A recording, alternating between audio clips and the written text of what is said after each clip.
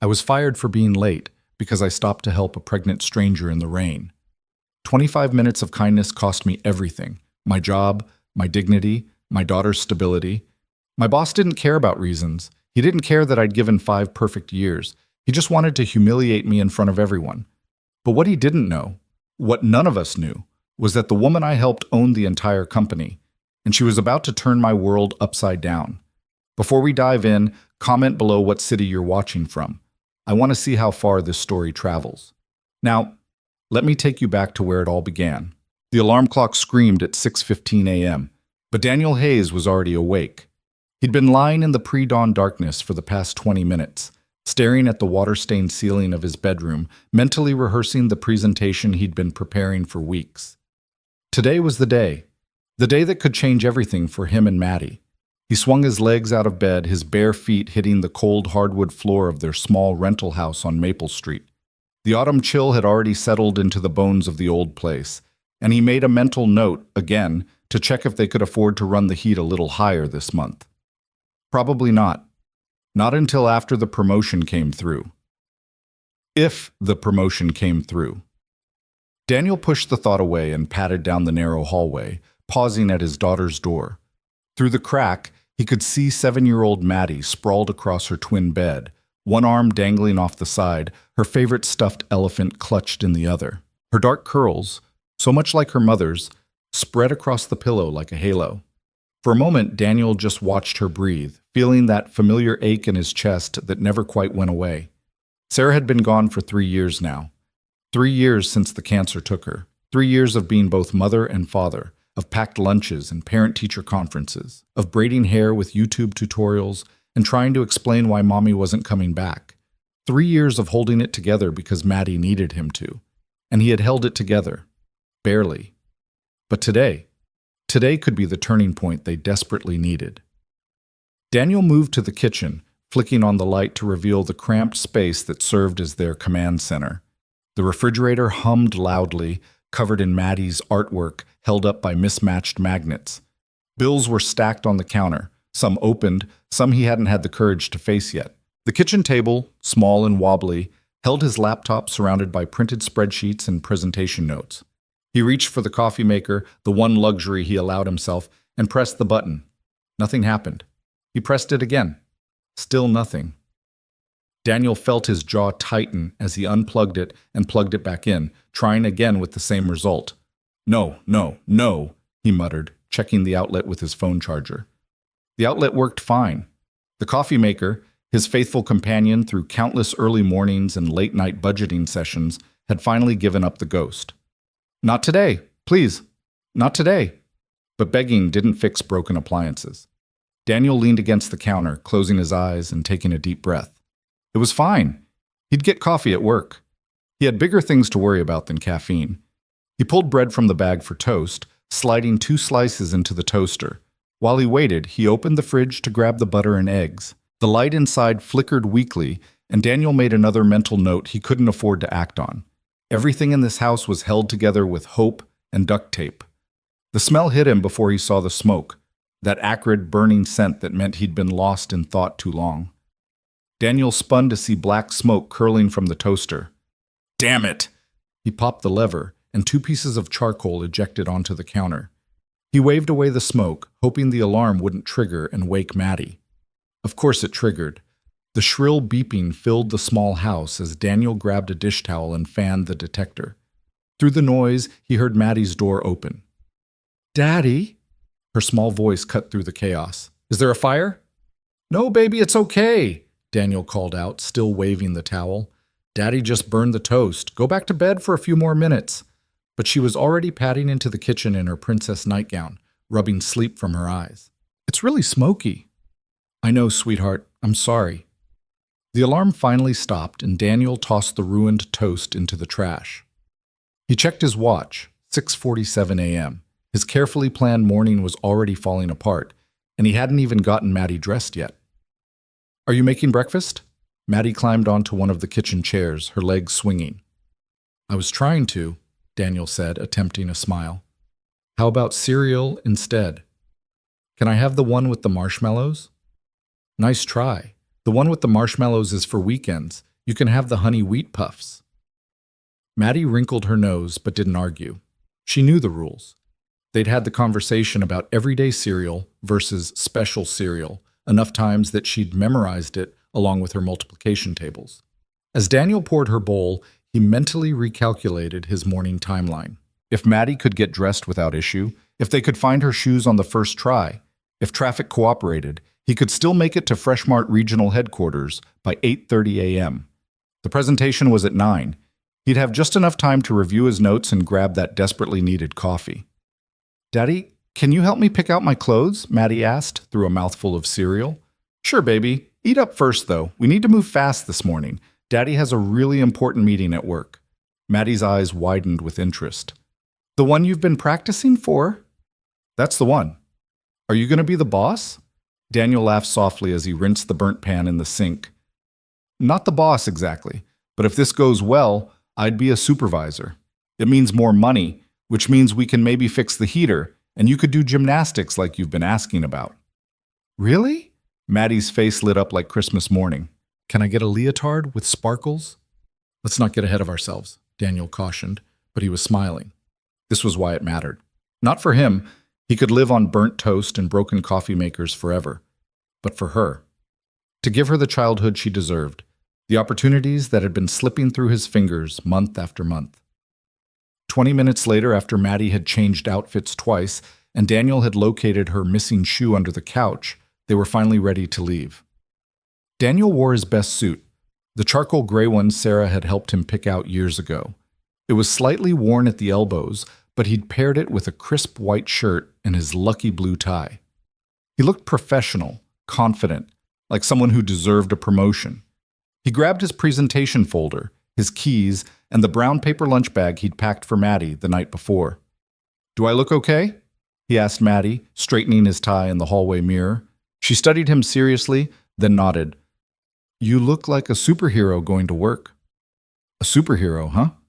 "Yeah, like the ones that wear suits. You know, the secret identity ones." Daniel felt warmth spread through his chest. He knelt down to her level. "Thank you, sweetheart. That means a lot." He kissed her forehead. "Now let's get you to Mrs. Patterson's house, and then Daddy's got to save the world." Mrs. Patterson was their neighbor, a retired teacher who watched Maddie before and after school for a price Daniel could barely afford but absolutely needed. She was a godsend, patient, kind, and genuinely fond of Maddie. The morning air was crisp and heavy with moisture as they stepped outside. Dark clouds gathered on the horizon, and Daniel felt the first drops of rain as he unlocked his aging Honda Civic. The car was a decade old with 180,000 miles on it, but it ran, and that was what mattered. He'd just buckled Maddie into her booster seat when she said, "Daddy, I forgot to show you something." "What's that, baby?"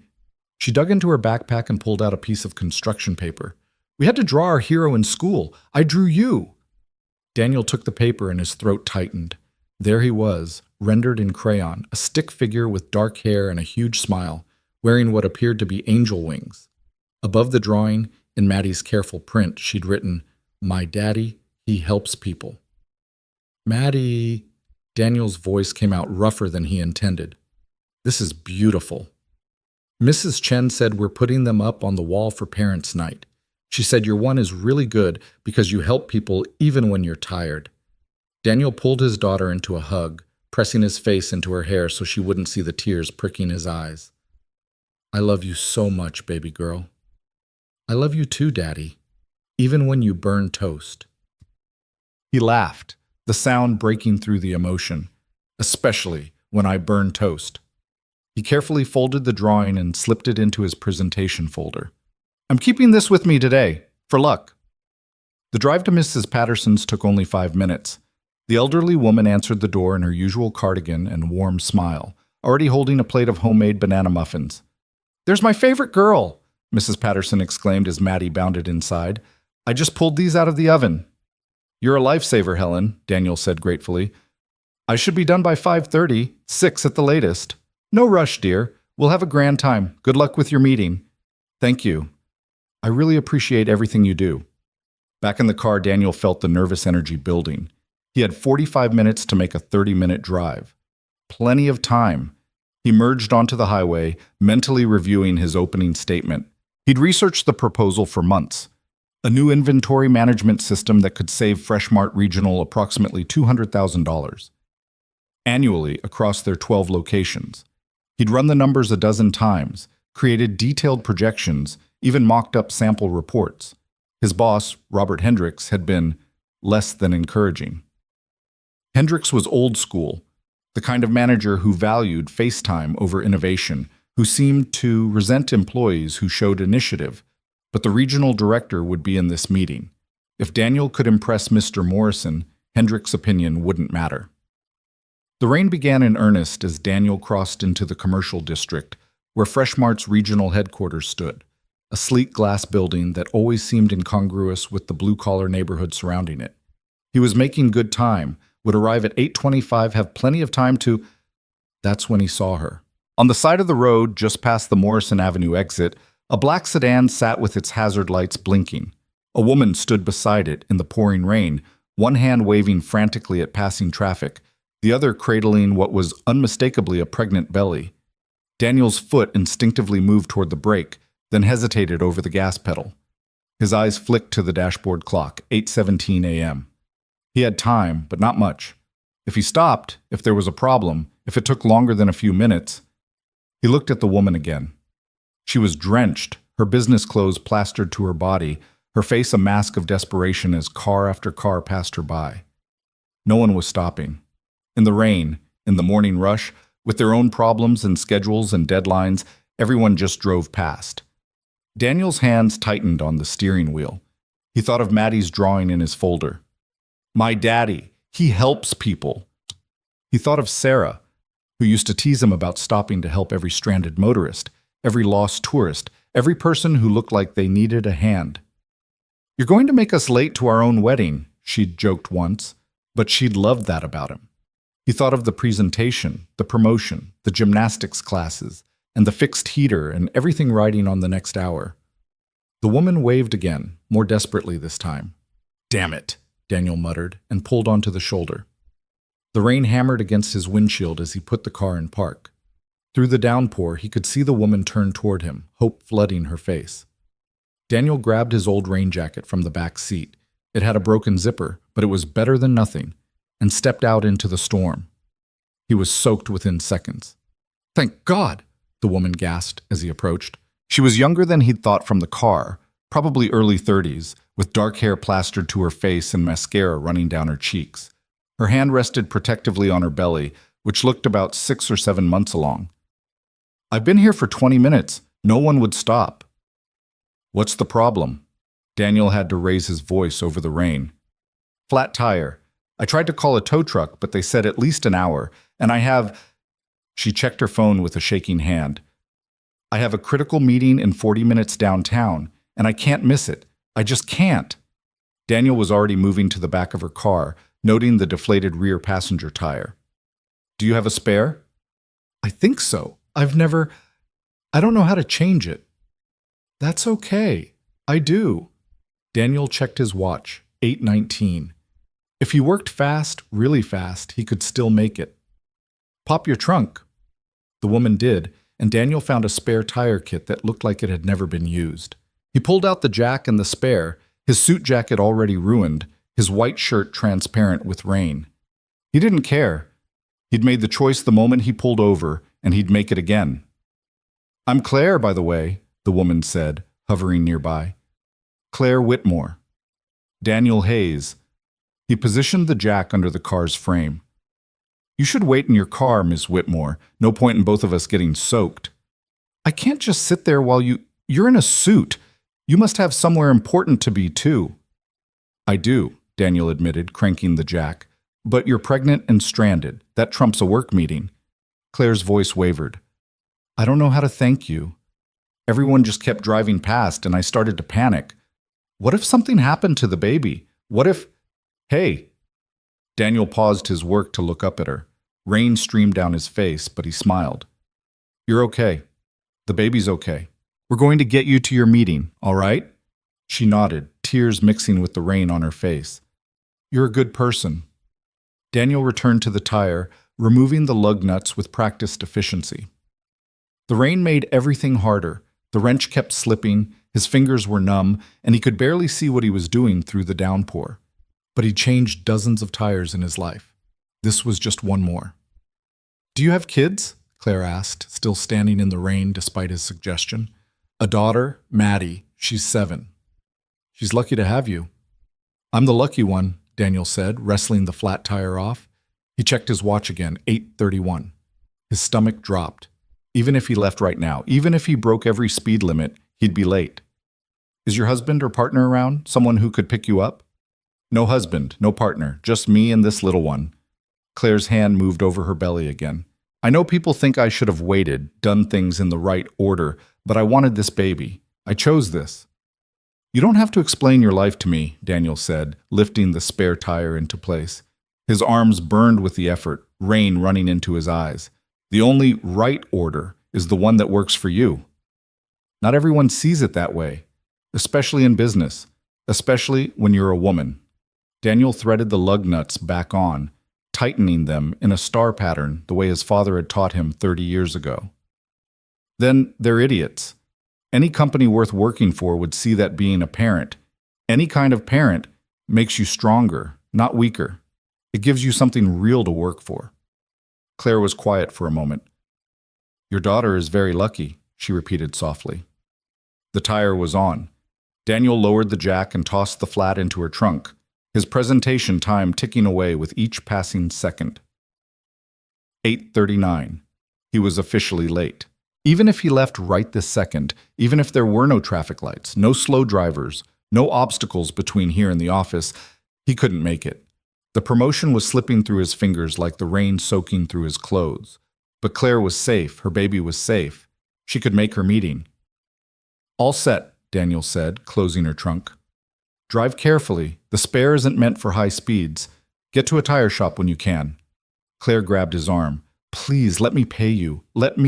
I can Venmo you, or—" "No payment needed." Daniel was already backing toward his car.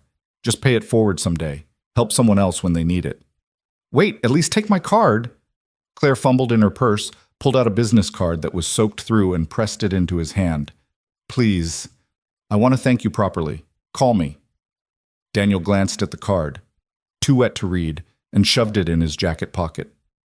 "Take care of yourself and that baby, Claire." He ran back to his Honda, threw himself into the driver's seat, and checked the clock. 8:42 a.m. The meeting started in 18 minutes. The drive would take at least 20, possibly more in this weather. Daniel pulled onto the highway, his hands shaking now, from cold, from adrenaline, from the dawning realization of what he'd just done. He'd sacrificed his shot at the promotion for a stranger. He'd put someone else's crisis above his own dreams, his daughter's needs, their future. Sarah would have been proud. But would Maddie understand when they couldn't afford gymnastics, when they had to choose between fixing the heater and buying winter clothes, when Daddy had to explain that good deeds didn't pay the bills? The rain seemed to mock him as he drove, the windshield wipers struggling to keep up with the downpour. Daniel pressed the gas pedal harder, knowing it was futile. The universe didn't reward you for being late, no matter how noble the reason. His phone rang through the car's Bluetooth. Hendricks. Daniel's jaw clenched. He considered not answering, but that would only make things worse. He pressed the button on his steering wheel. "Hayes, where the hell are you?" "I'm 10 minutes out, sir. I had an emergency." "The meeting starts in 15 minutes. Mr. Morrison is already here." "I know, and I'm so sorry, but there was a woman stranded on the highway. She was pregnant, and I don't care if the president was stranded on the highway, Hayes. You're supposed to be here." Daniel felt anger flash through his chest. "Sir, with respect, I'm doing everything I can to get there. I'll be there by 9:15 at the latest. The presentation is solid. I just need 9:15? Hayes, your slot is at 9 o'clock. You think Morrison is going to wait around for you? You think your little inventory project is the only thing on his agenda? Can we push it back? No, we cannot push it back." "You know what? Don't even bother coming in. You just made your priorities crystal clear, and this company isn't one of them." The words hit Daniel like a physical blow. "Mr. Hendricks, please, I'm literally pulling into the parking lot right now." He wasn't, but he was close. "I can present at 9:15 or later or tomorrow. Just give me a chance to—" You had your chance. You blew it. We'll discuss your future here when you arrive. If you arrive. The line went dead. Daniel's hands were white-knuckled on the steering wheel. The rain blurred everything outside. The other cars, the highway signs, the world itself dissolving into gray water. He felt something rising in his throat, something that might have been a scream or a sob or both. But he swallowed it down. He always swallowed it down. Because he was Daniel Hayes, single father, survivor, the man who held it together no matter what. The man Maddie had drawn with angel wings. He made it to the Fresh Mart parking lot at 8:54, 6 minutes before the meeting, which would have been plenty of time if he hadn't been soaking wet and disheveled. Daniel sat in his car for a moment, staring at his reflection in the rearview mirror. His hair was plastered to his head, his shirt was transparent, his tie hung limp and pathetic. He looked like he'd swum to work. He looked like exactly what he was, a desperate man who'd made a choice and would now pay the price. Daniel grabbed his presentation folder, thank God it had been in the car, not on him, and ran through the rain to the building entrance. His shoes squished with every step, leaving wet footprints on the polished lobby floor. The receptionist's eyes widened as he passed. "Mr. Hayes, where's the meeting?" Daniel didn't break stride. "Conference room B, but..." He took the stairs 2 at a time, his breath coming in gasps. Second floor, down the hall, past the break room and the accounting department. Conference room B. He could see it through the glass walls, a long table with a dozen people seated around it, including Robert Hendricks at the head and an older man in an expensive suit who had to be Mr. Morrison. Daniel pushed through the door at exactly 9:01 a.m. Every head turned. The conversation died, and Daniel stood there, dripping onto the carpet, holding his folder like a shield. "Sorry I'm late," he began. Hayes!" Hendrick's voice could have frozen the rain outside. "Step outside. Now." "Sir, I can explain." "Outside now." The other people in the room wouldn't meet Daniel's eyes. They all suddenly found their notepads fascinating, their coffee cups requiring urgent attention. Only Mr. Morrison looked at him directly, his expression unreadable. Daniel felt his face burning as he backed out of the conference room. Hendricks followed, closing the door behind them with deliberate care. "Sir, there was a pregnant woman stranded in the rain." "I don't want to hear it, Hayes." "Her tire was flat and no one was stopping, and you couldn't just show up on time for the most important meeting of your career? You couldn't just do your job?" Daniel's hands tightened on his folder. "I did do my job. My job as a human being." "Your job," Hendricks said, his voice low and dangerous, "is whatever this company tells you it is. Your job is to be here, on time, ready to work, not playing Good Samaritan on the highway. She was pregnant and alone, and you were late. Again." "Again?" Daniel felt his stomach drop. "I've never been late, not once in 5 years. Hendricks pulled out his phone, tapped a few times, and showed Daniel the screen. 3 weeks ago, 7 minutes late. "My daughter was sick. I had to take her to Mrs. Patterson's, and she threw up in the car, and I had to..." "I don't care about your excuses, Hayes. I care about results.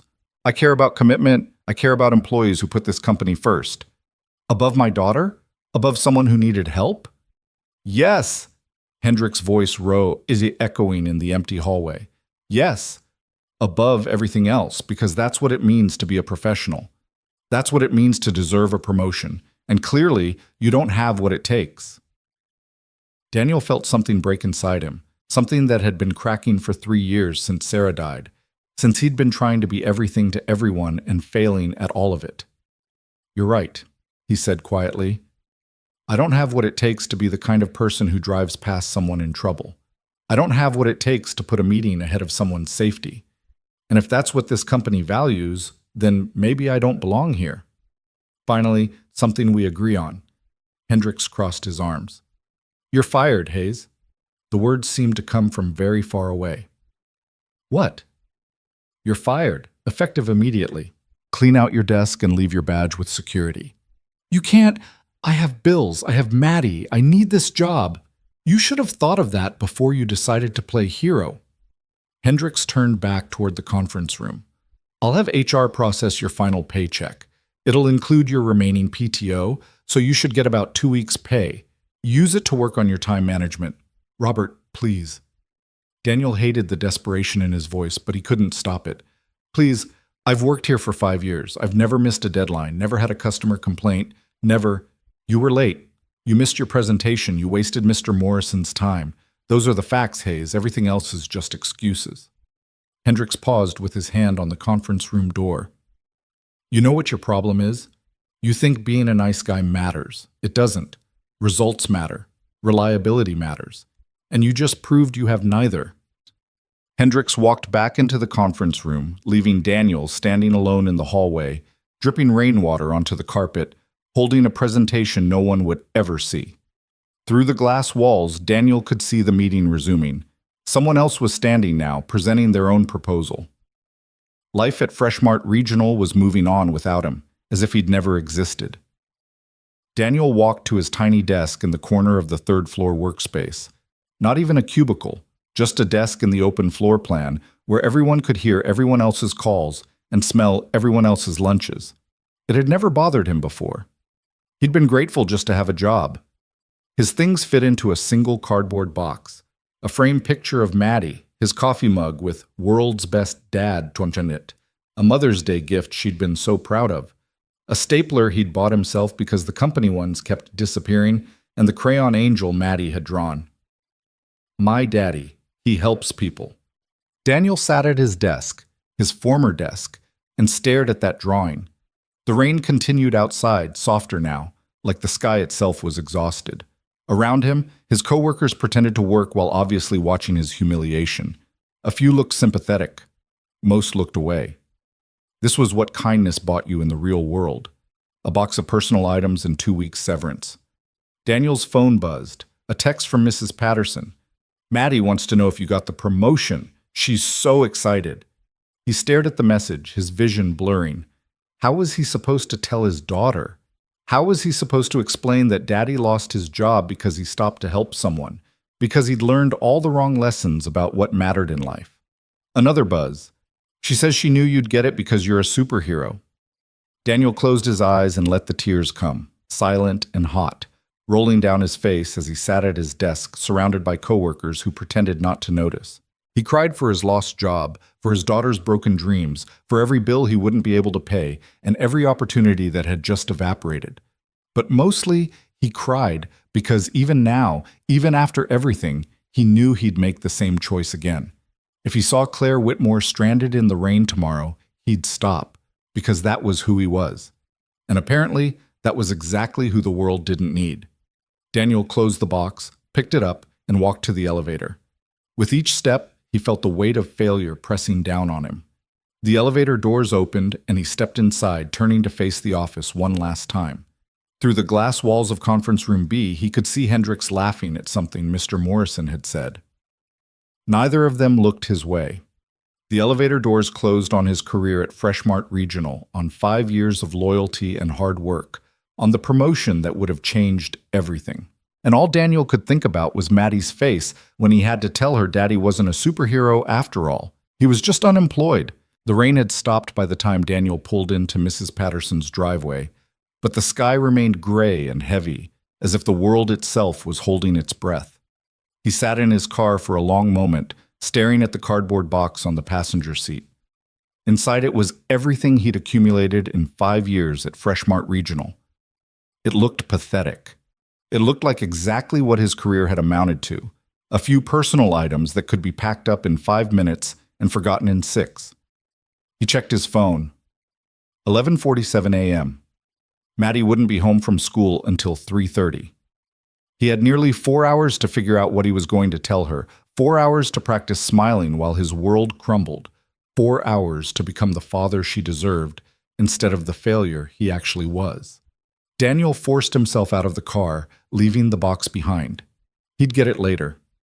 Right now, he couldn't bear to carry that physical reminder of his humiliation into Helen Patterson's warm, safe house. Mrs. Patterson answered on the second knock, her face brightening before confusion crossed it. Daniel, what are you doing here? I thought you had that big meeting. She stopped, really looking at him, his rumpled suit still damp, his tie askew, his face, which probably showed exactly how he felt. "Oh, honey, come inside." "I can't stay long," Daniel said, but he followed her into the cozy living room anyway, sinking onto her floral couch as if all the strings holding him upright had been cut. "I just need a minute to think before I pick up Maddie." Helen sat beside him, her weathered hand finding his. She didn't ask what happened. She just waited, the way good teachers learn to wait, giving him space to find the words. "I got fired." The words tasted bitter. "I was late to the meeting because I stopped to help someone, and my boss fired me. 5 years of perfect service, and it all came down to 25 minutes of kindness." Helen's grip tightened on his hand. "Oh, Daniel, how am I supposed to tell Maddie? She thinks I'm a superhero. She drew me with angel wings, Helen, angel wings." His voice cracked. "And I'm just a guy who can't even keep a job, who can't provide for his daughter, who can't—" "Stop." Helen's voice was firm, the same tone she'd probably used on countless students over the years. "You stop that right now. You did the right thing, Daniel Hayes. You helped someone who needed it. That's not failure. That's integrity." "Integrity doesn't pay the mortgage." "No, but it's what your daughter will remember. Not whether you were a supervisor or an associate, but whether you were a good man." Helen stood, moving to her kitchen. "When was the last time you ate?" Daniel couldn't remember. Breakfast had been burned toast he'd thrown away. "I'm not hungry." That wasn't the question. She was already pulling out bread, lunch meat, cheese. "You need food, and you need a plan. We'll handle both." Despite himself, Daniel felt his throat tighten at her kindness. It seemed to be the theme of his day: kindness given, kindness received, and kindness that cost him everything. "I don't know where to start. The job market is brutal. I have maybe 2 months of savings if I'm careful, 3 if I'm lucky. After that, we'll figure it out." "You're not alone in this, Daniel. You've got people who care about you. You've got Maddie, and you've got skills that matter." Helen brought him a sandwich and a glass of water. "Eat. Then we'll look at job listings together." Daniel took a bite because it was easier than arguing. The sandwich tasted like cardboard, but he forced it down anyway. Helen was right about one thing. He needed to eat, needed to function, needed to be ready when Maddie got home and looked at him with those trusting eyes. His phone buzzed on the coffee table. An unknown number. Daniel almost ignored it, but something made him pick it up. "Hello? Is this Daniel Hayes?" A woman's voice, professional and warm. "Yes, this is Daniel." "Mr. Hayes, my name is Patricia Chen, and I'm calling from Community Solutions Partners.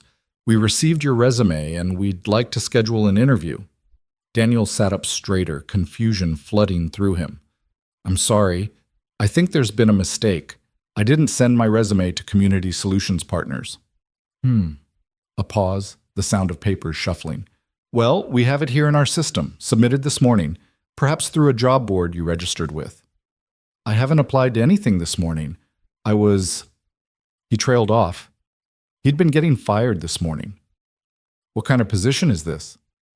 "We're looking for a community outreach coordinator. The role involves program development, stakeholder engagement, and strategic planning to improve our service delivery.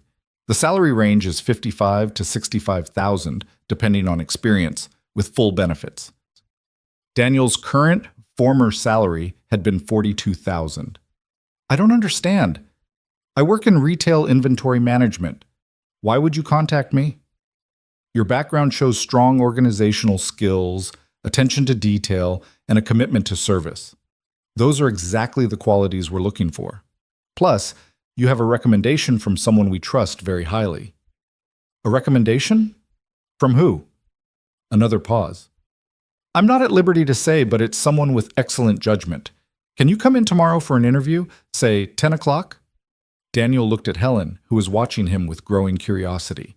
Tomorrow he'd been planning to spend all day applying to jobs, anything that would keep the lights on. But an actual interview for a job that paid more than he'd been making? Yes, I can be there at 10. Wonderful. We're located at 450 Commerce Street, Suite 300. Ask for me at the front desk. Miss Chen, can I ask, who recommended me? I'd like to thank them. All will be revealed in time, Mr. Hayes. I'll see you tomorrow." The line went dead, and Daniel stared at his phone like it had just spoken to him in a foreign language. "What was that about?" Helen asked. "I have no idea."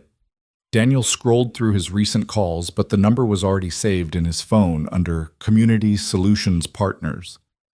"Someone submitted my resume to a nonprofit without telling me. Someone recommended me for a job I didn't apply for, and they want to interview me tomorrow."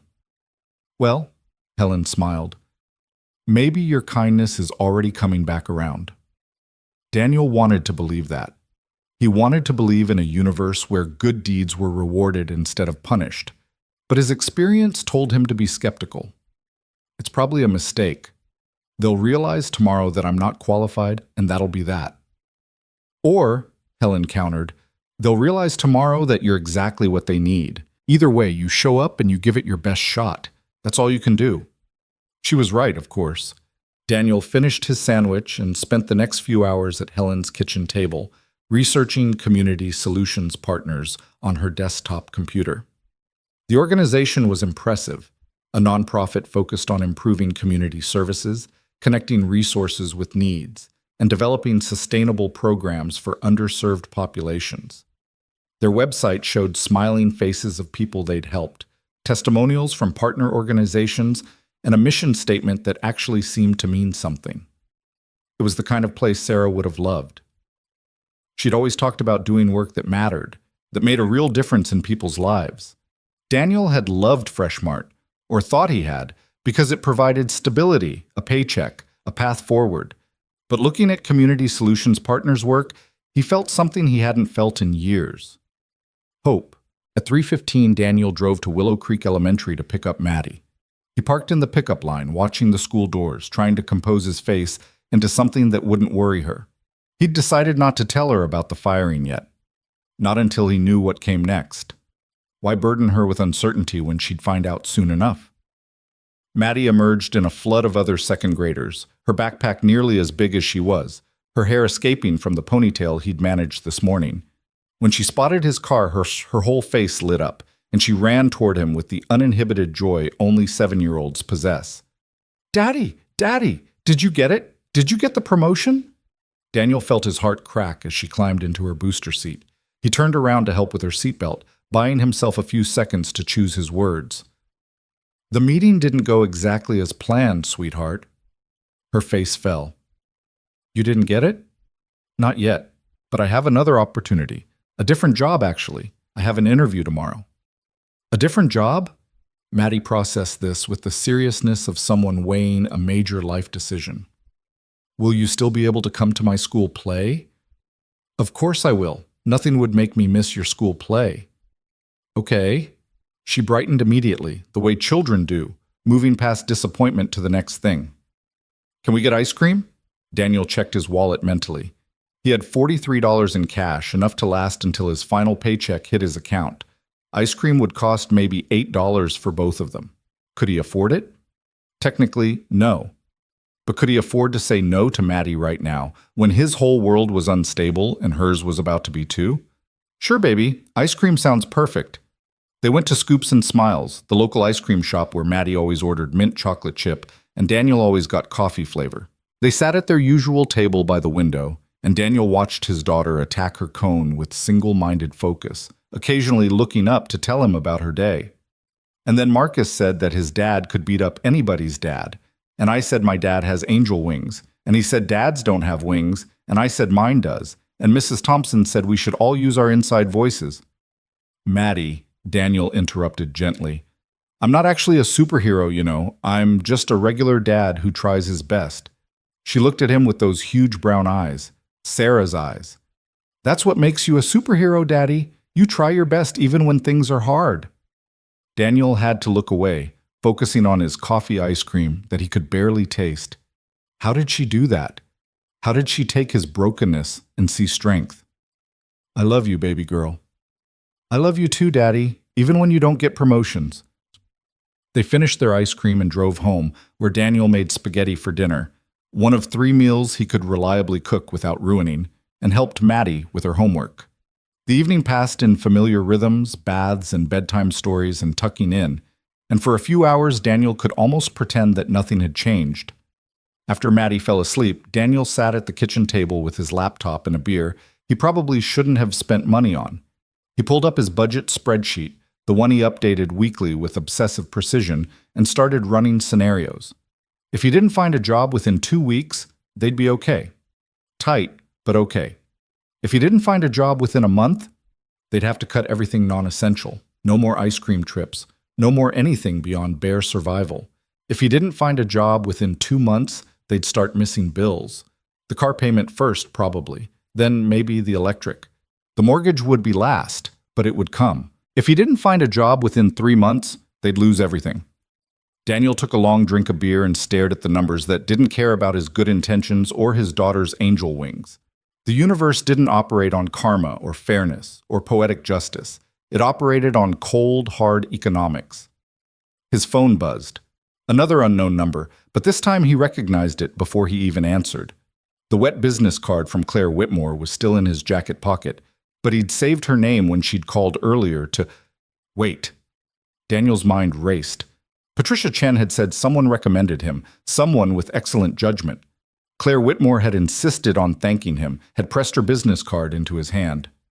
But that was impossible. She didn't know where he worked, what his qualifications were, His phone was still ringing. Daniel answered. Mr. Hayes? Daniel? Claire's voice, much calmer than it had been in the rain. I hope I'm not calling too late. No, I was just working on some things. How are you feeling? How's the baby? We're both fine, thanks to you. I got to my meeting on time. Actually, I wanted to talk to you about that. About this morning. Can we meet for coffee tomorrow? I know it's short notice, but I really need to thank you properly. Daniel thought of his interview at 10.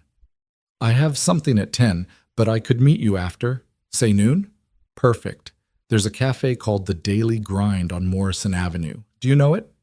I can find it.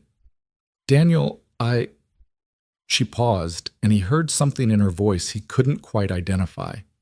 You saved me this morning. Not just my tire, but you saved me from completely falling apart. I want you to know that. You would have been fine. You're tougher than you think. Maybe, but I didn't have to find out because you stopped. So please, let me buy you a coffee and say thank you. It's the least I can do. And they said goodbye, and Daniel added another appointment to his calendar. Interview at 10 a.m., coffee with Claire at noon. He had no idea what she wanted to say that required an in-person meeting, but he owed her the courtesy of showing up. After all, she was part of the reason he'd been fired. The least he could do was let her express her gratitude. He finished his beer and his budget calculations and went to bed, where he lay awake for hours thinking about angel wings and burned toast and whether kindness was its own reward or just a luxury he couldn't afford anymore. The next morning came too quickly. Daniel went through the same rushed routine, coffee that actually worked this time, toast that didn't burn, Maddie ready for school with only one minor crisis about mismatched socks. He dropped her at Mrs. Patterson's house, accepted Helen's thumbs up and encouraging smile, and drove to 450 Commerce Street feeling like he was heading to an execution. Community Solutions Partners occupied the entire third floor of a renovated historic building. The lobby was bright and welcoming, with photos of community projects covering the walls and a receptionist who smiled like she meant it. Daniel Hayes, I have an appointment with Patricia Chen. Of course, she's expecting you. Can I get you some water or coffee while you wait? Water would be great, thank you. Daniel sat in the waiting area, studying the photos. A community garden project, a literacy program, a job training initiative for formerly incarcerated individuals. These were the kinds of programs Sarah had dreamed about supporting, the kind of work that actually changed lives instead of just managing inventory and maximizing profits. Mr. Hayes? Patricia Chen was younger than he'd expected, maybe 40, with sharp eyes and a warmer smile. Thank you for coming in on such short notice. Let's talk in my office. Her office was small but comfortable, with more photos of successful programs and a window overlooking the street below.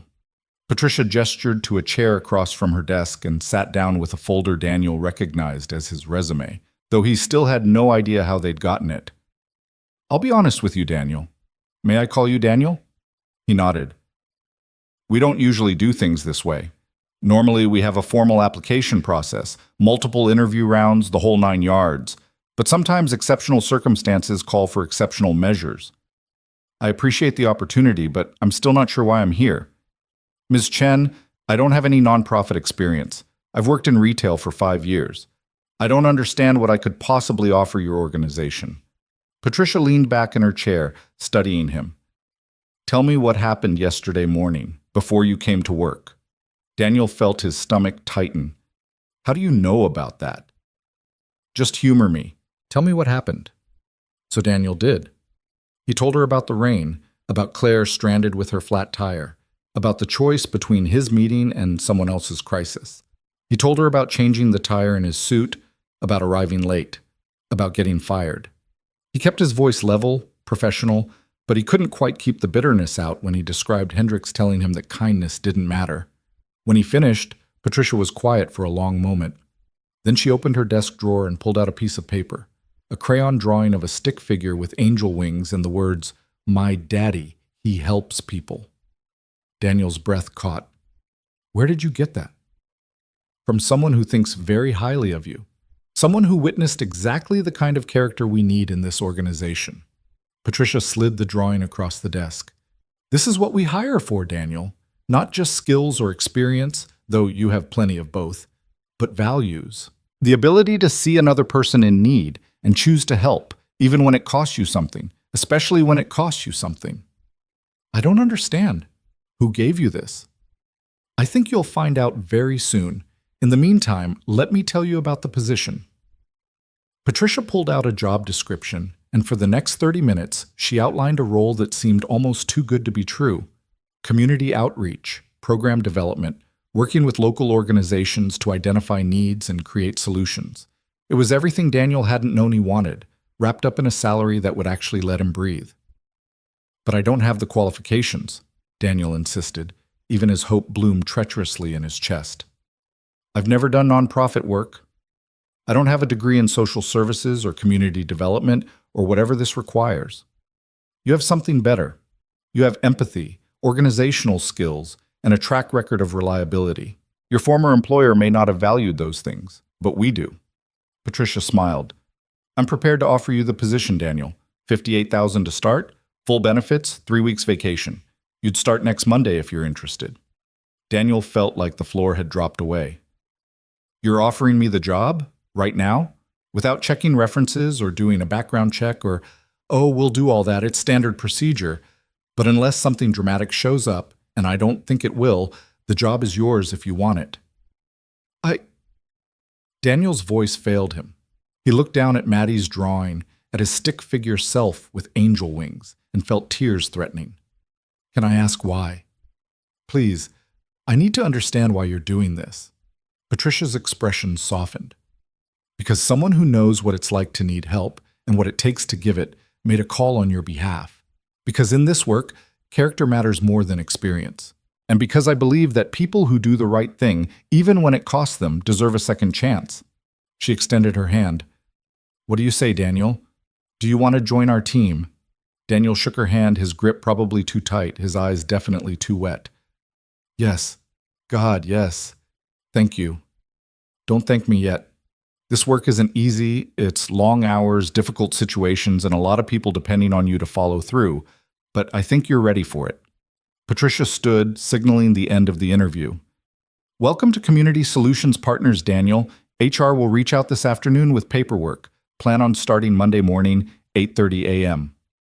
Daniel walked out of that building in a daze, clutching Maddie's drawing like a talisman.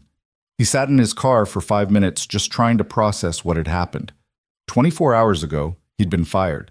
Now he had a better job than the one he'd lost, with better pay, better mission, better everything. But how? And why? And who? He checked his watch. 11:15. He had 45 minutes before meeting Claire at the daily grind. Just enough time to call Helen and tell her the news. Helen, I got it. I got the job. Her squeal of delight made him pull the phone away from his ear.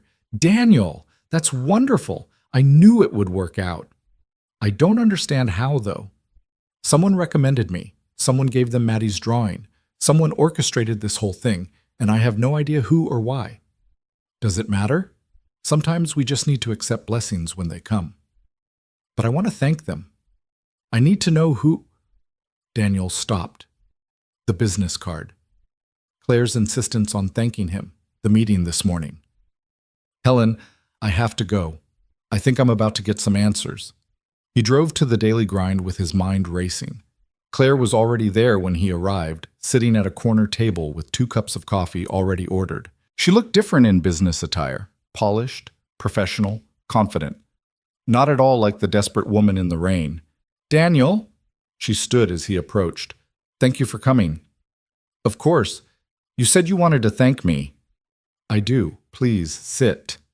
They both sat, and Claire pushed one of the coffee cups toward him. Black, right? You seem like a black coffee person. How did you... Lucky guess. She smiled, but there was something nervous in it. Daniel, I need to tell you something, and I'm not sure how you're going to react. His stomach tightened. Okay. When you helped me yesterday, you asked about my meeting. I told you I had something critical downtown, something I couldn't miss. She wrapped her hands around her coffee cup. What I didn't tell you is what that meeting was, or who I am, who you are. Claire took a breath. My name is Claire Whitmore. I'm the CEO of Whitmore Holdings. The name hit Daniel like a truck. Whitmore Holdings, the parent company of Fresh Mart Regional, the corporation that owned not just his former employer, but a dozen other retail chains across 3 states. You're my boss's boss's boss. Something like that, yes. Claire's voice was gentle. I was heading to an emergency board meeting when my tire blew out. If I'd missed that meeting, we would have lost a major acquisition deal. $20 million and 300 jobs were on the line. And you saved it by stopping to help me. Daniel couldn't breathe. You own the company that fired me. I didn't know that yesterday. I didn't know you worked for us at all. But when I got home that night, I couldn't stop thinking about what you'd done. You'd sacrificed something important to help a stranger. So I called the number on my phone. You'd called me to make sure I got home safe, remember? He didn't, but he nodded anyway. I did a reverse lookup, found your name, and had my assistant do some research. Your assistant. She's very thorough. By yesterday evening, I knew your employment history, your personnel file, your performance reviews. Daniel, you had 5 years of spotless service, 5 years of perfect attendance except for one morning when your daughter was sick, 5 years of customer commendations and never a single complaint. And you were fired for being late one time because you stopped to help me. Daniel's hands were shaking. He set down his coffee before he spilled it. Why are you telling me this? Because I called Robert Hendricks last night. I asked him about your termination. Do you know what he said? Claire's eyes flashed with something dangerous. He said you were unreliable, that you'd been late multiple times, that you'd shown a pattern of putting personal matters ahead of professional responsibilities. He lied to me, Daniel. He lied to the CEO of his parent company about firing one of his best employees. So you, what? Got me the interview at Community Solutions Partners? I did more than that. I called Patricia Chen, she's a friend and someone I trust completely, and I told her about you. I gave her your file, your performance reviews, everything that showed what kind of employee you really are, and I gave her something else. Claire pulled out her phone and showed him a photo. Maddie's drawing, the one Patricia had shown him in the interview. You dropped this in the rain yesterday. I found it after you left. My daddy. He helps people. That's what decided me, Daniel. That's what made me want to do something. Daniel stared at the photo of his daughter's drawing, his vision blurring. You got me a job because of a crayon angel? I got you a job because you deserved better than what happened to you. And because I wanted to prove that sometimes, not often, but sometimes, the good guys win. Claire reached across the table and touched his hand. I'm sorry that my emergency cost you your job, Daniel, but I'm grateful that I got the chance to make it right. Make it right? You gave me a better job with better pay doing work that actually matters. That's not making it right, that's... He couldn't finish the sentence. There wasn't a word for what she'd done. There's one more thing. Claire withdrew her hand and took a sip of coffee. This morning, I fired Robert Hendricks. Daniel's head snapped up. What? He's been a problem for a while. High turnover in his department, complaints from employees that were never properly documented, a management style that prioritizes fear over results. But he was careful, never quite bad enough to justify termination, always had plausible explanations. Your case gave me the evidence I needed. Claire's expression hardened. He fired a 5-year employee with a perfect record for being 25 minutes late one time. That's not management, that's cruelty. And I don't tolerate cruelty in my company. You fired him because of me. I fired him because he earned it. You were just the final straw. Claire finished her coffee and stood. I need to get back to the office. But Daniel, I want you to know something. What you did yesterday, stopping to help me even though it cost you, that's not weakness. That's not naivety. That's the kind of character that builds good companies and good communities. Don't let anyone tell you otherwise. Daniel stood too, his legs unsteady. I don't know how to thank you. You already did. You changed my tire in the rain. Claire smiled, and this time it reached her eyes. Besides, I have a feeling we'll be seeing each other again. Community Solutions Partners does a lot of work with corporate sponsors. Whitmore Holdings is one of their biggest donors. She walked out of the cafe, leaving Daniel standing there with cold coffee and a head full of thoughts he couldn't organize. In 24 hours, he'd lost everything and gained more than he'd lost. He'd been fired and hired. He'd hit rock bottom and bounced back higher than before. And all because he'd stopped in the rain. Daniel pulled out his phone and called Helen again. You're not going to believe what just happened. Try me. He told her everything, about Claire, about Whitmore Holdings, about Hendricks getting fired. Helen listened without interrupting, and when he finished, she was quiet for so long he thought the call had dropped. Helen? That woman, Claire Whitmore. She's the one who called me this morning. What? She called me before your interview, asked if I'd be willing to provide a reference for you. I didn't know who she was or why she was asking, but I told her the truth. That you're the best father I've ever known, that you'd give your last dollar to help someone in need, that Maddie is lucky to have you. Helen's voice caught. I told her that the world needs more people like you, Daniel Hayes. Daniel sat back down at the table, his legs giving out. She called you. She did her research. She wanted to know if you were really the person you seemed to be in that parking lot, and I told her you were. Helen sniffled. I'm so proud of you, Daniel. I didn't do anything. I just helped someone change a tire. No, honey, you did something much harder than that. You chose kindness when it would have been easier to drive past. You sacrificed your own interests to help someone else. That's not nothing. That's everything. They talked for a few more minutes, Helen insisting on making Maddie's favorite dinner to celebrate, Daniel trying to process the emotional whiplash of the past day. When he hung up, he sat in the daily grind for another 20 minutes, watching people come and go, thinking about chance and choice and consequences. His phone buzzed with an email from Community Solutions Partners HR. Welcome packet, benefits enrollment, start date confirmation. It was real. All of it was real. Daniel picked up Maddie from school that afternoon with a smile he didn't have to force. When she asked about his interview, he told her it went well, that he got the job, that everything was going to be okay. I knew you would, Maddie bounced in her seat, because you're a superhero. I'm really not, baby. Yes, you are. You help people, and then good things happen. That's how superhero stories work. Daniel looked at his daughter in the rear-view mirror, this small person who believed in him with absolute certainty and felt something shift inside him. Maybe she was right. Maybe the universe did reward kindness sometimes. Maybe good deeds didn't always go punished. Or maybe he'd just gotten improbably lucky. Either way, he was grateful.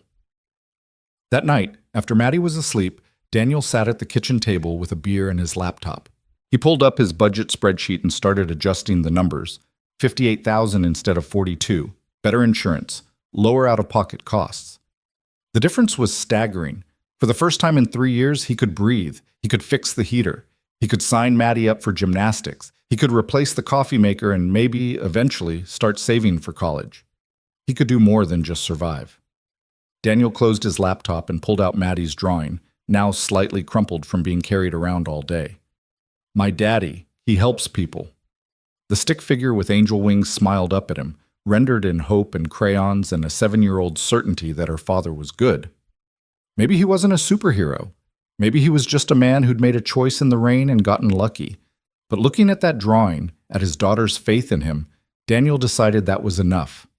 It was more than enough. It was everything. Monday morning arrived with a crispness that felt like possibility. Daniel stood in front of his closet at 6 a.m., staring at the same charcoal suit he'd worn to change Claire's tire, now dry cleaned and pressed. He'd debated buying a new one with his last Fresh Mart paycheck, but practicality had won out. The suit was fine. It would do.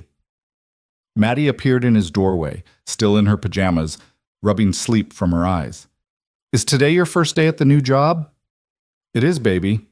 Daniel selected a different tie, green this time, not the blue one that had hung limp and pathetic in the rain. "What are you doing up so early?" "I wanted to make you breakfast. You know, to celebrate." She padded into the kitchen, and Daniel followed, his heart swelling at the sight of his daughter pulling out the cereal boxes with determined concentration. "I can't make eggs yet, but I can pour cereal really good."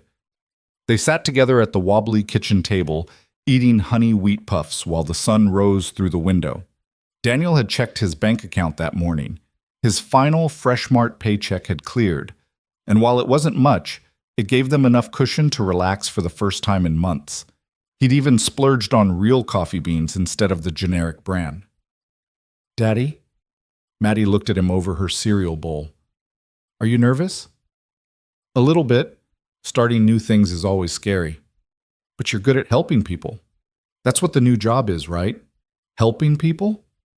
Daniel smiled at her simple logic, her ability to reduce complex things to their essential truth. "That's exactly what it is, sweetheart." "Then you don't have to be nervous. You're already really good at it." He dropped Maddie at Mrs. Patterson's house at 7:30, endured Helen's enthusiastic hug and whispered, "You've got this," and drove to 450 Commerce Street with his hands steady on the wheel. The building looked different in the morning light, more welcoming, less imposing. Daniel parked in the visitor section, grabbed his bag, and walked through the front doors at precisely 8:25. Patricia Chen met him in the lobby, her smile as warm as it had been during the interview. "Daniel, right on time. I love that about you already." She handed him a visitor badge. "We'll get you a permanent ID card by the end of the week. Come on, let me show you to your office." "Office?" Daniel had assumed he'd have a cubicle, maybe a shared workspace. "I have an actual office?" "You're a program coordinator. Of course you have an office."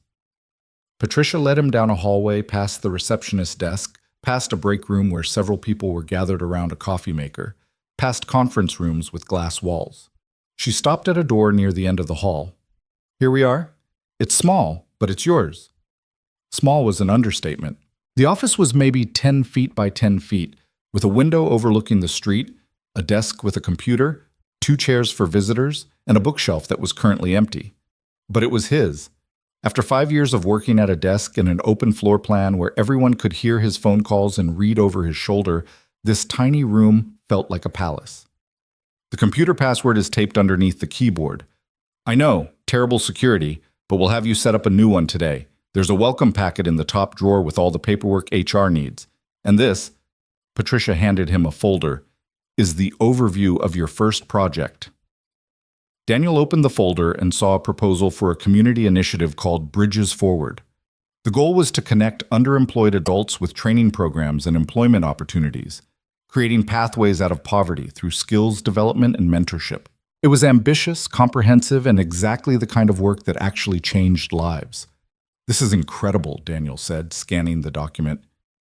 "How long has this been in development?" "About 6 months. We got funding approved last quarter, but we've been waiting for the right person to run it." Patricia leaned against his desk. "Daniel, I'm not going to sugarcoat this.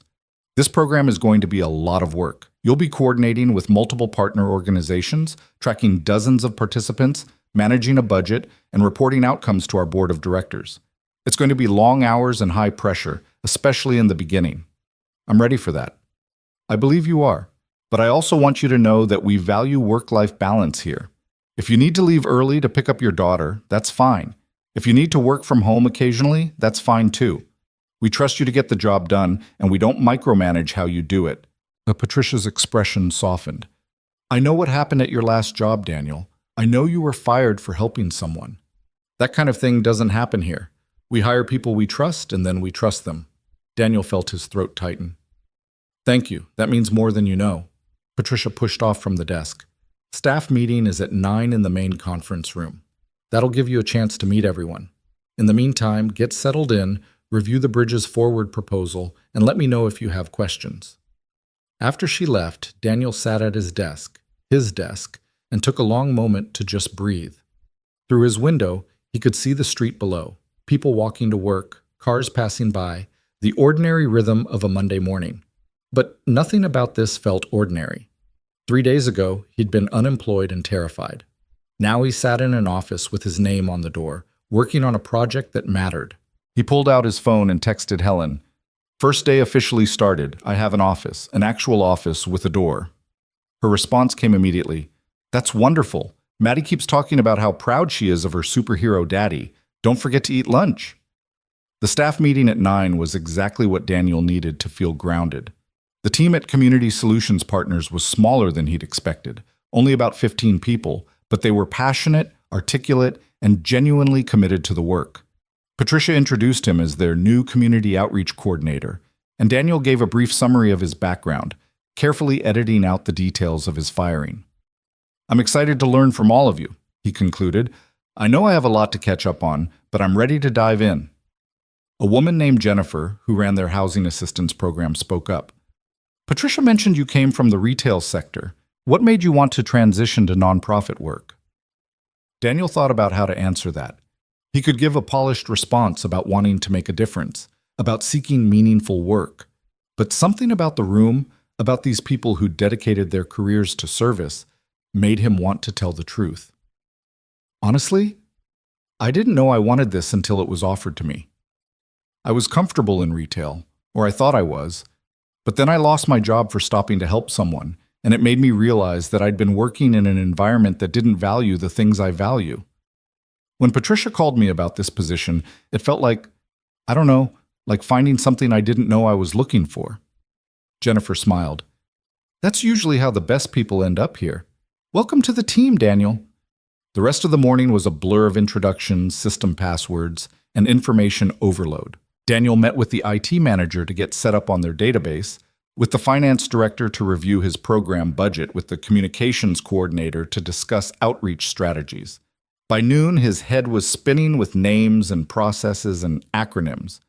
He was eating a sandwich at his desk, turkey and cheese he'd packed himself, saved at least $8, when his office phone rang. The caller ID showed an internal extension. Daniel Hayes.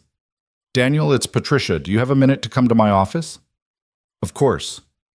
Daniel set down his sandwich and walked down the hall, trying to remember if he'd done something wrong already. Had he filled out the HR paperwork incorrectly, accessed the wrong database, said something inappropriate in the meeting? Patricia's office door was open, but she was on the phone, gesturing for him to sit. Daniel perched on the edge of the visitor chair, his nerves jangling, until she hung up and turned to him with an expression he couldn't read. Sorry about that. I wanted to give you a heads up about something before this afternoon. Patricia folded her hands on her desk. We're getting a site visit from one of our major corporate sponsors. They like to check in quarterly, see how their donation dollars are being used, meet the team. It's usually pretty informal, but I like to give people advance warning. Okay. Daniel relaxed slightly. Who's the sponsor? Whitmore Holdings. The name hit him like cold water. Daniel sat up straighter. Claire Whitmore is coming here? Not Claire herself. She usually sends her director of corporate social responsibility. But I got a call this morning that she's coming personally this time. Patricia watched him carefully. Daniel, I know that Claire recommended you for this position. And I want to be clear that I hired you because you're qualified, not as a favor to a donor. But I also want you to be prepared. When she arrives, it might be a bit awkward. Awkward how? Well, she's never visited in person before. She sends reports, writes checks, and lets us do our work. The fact that she's coming now, right after you started, is going to raise questions among the staff. People are going to wonder about the connection. Daniel felt his stomach sink. He'd been so focused on the gift of this new job that he hadn't considered how it might look to others. You think they'll assume I got the job because of her? That it wasn't merit-based? Some might. Human nature.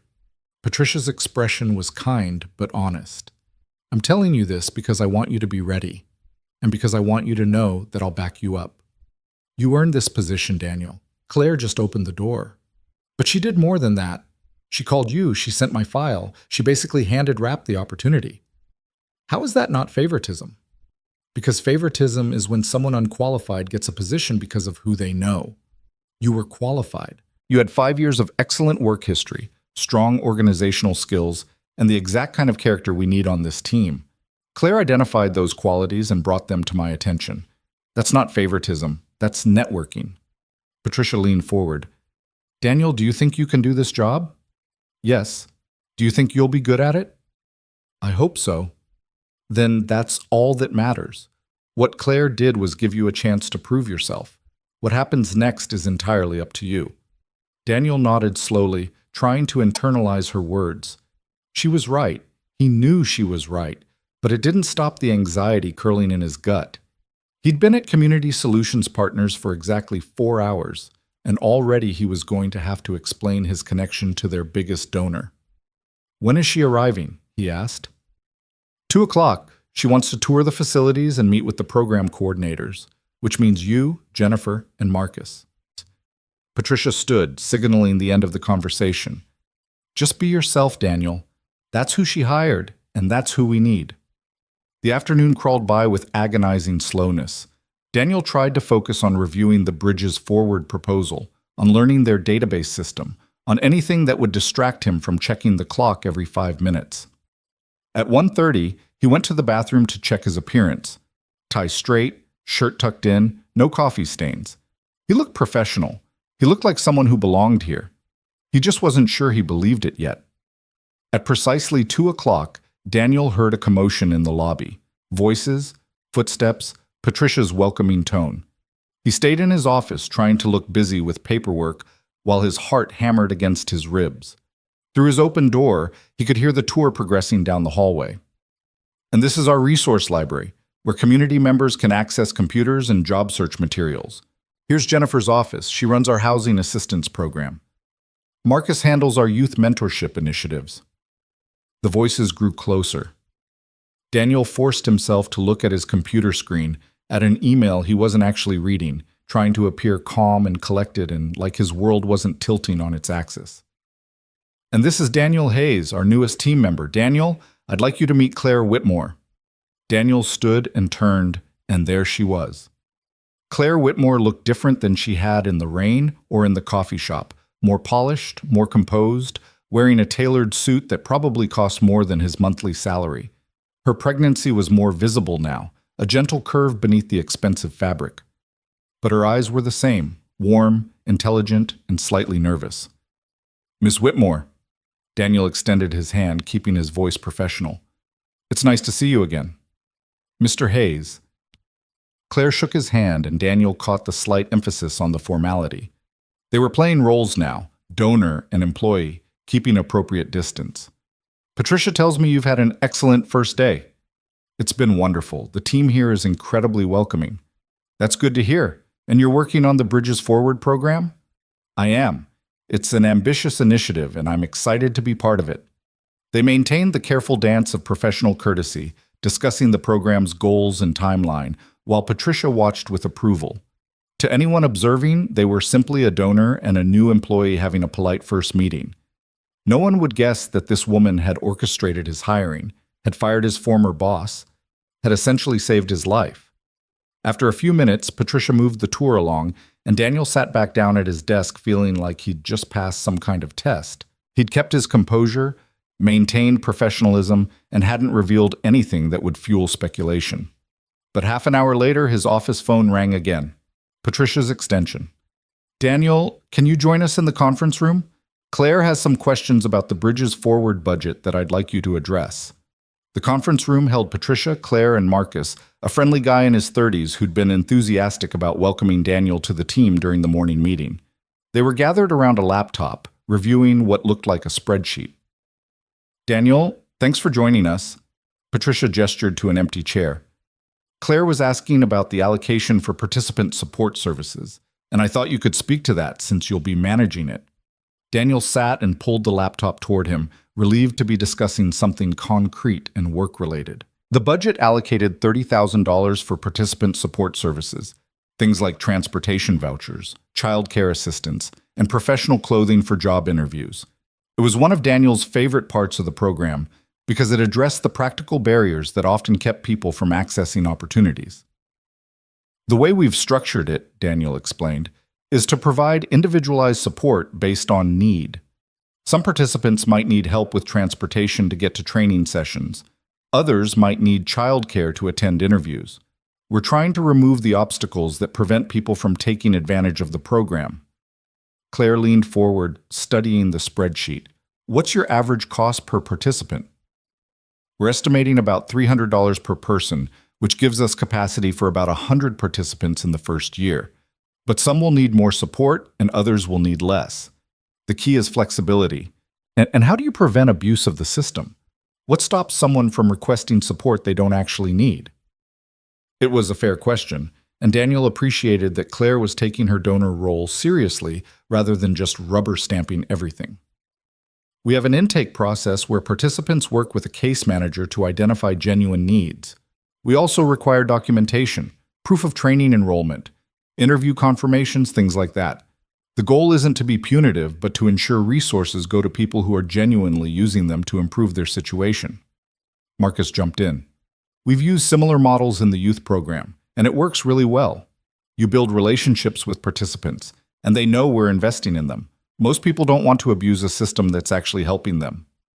Claire nodded slowly, making notes on her tablet.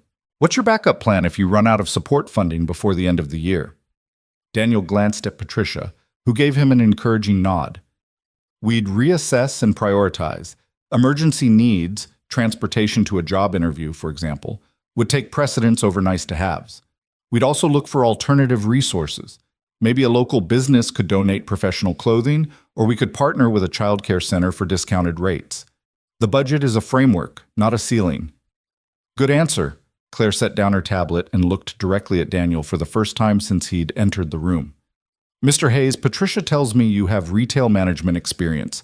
Have you ever run a program of this scale before? The question hung in the air, pointed and challenging.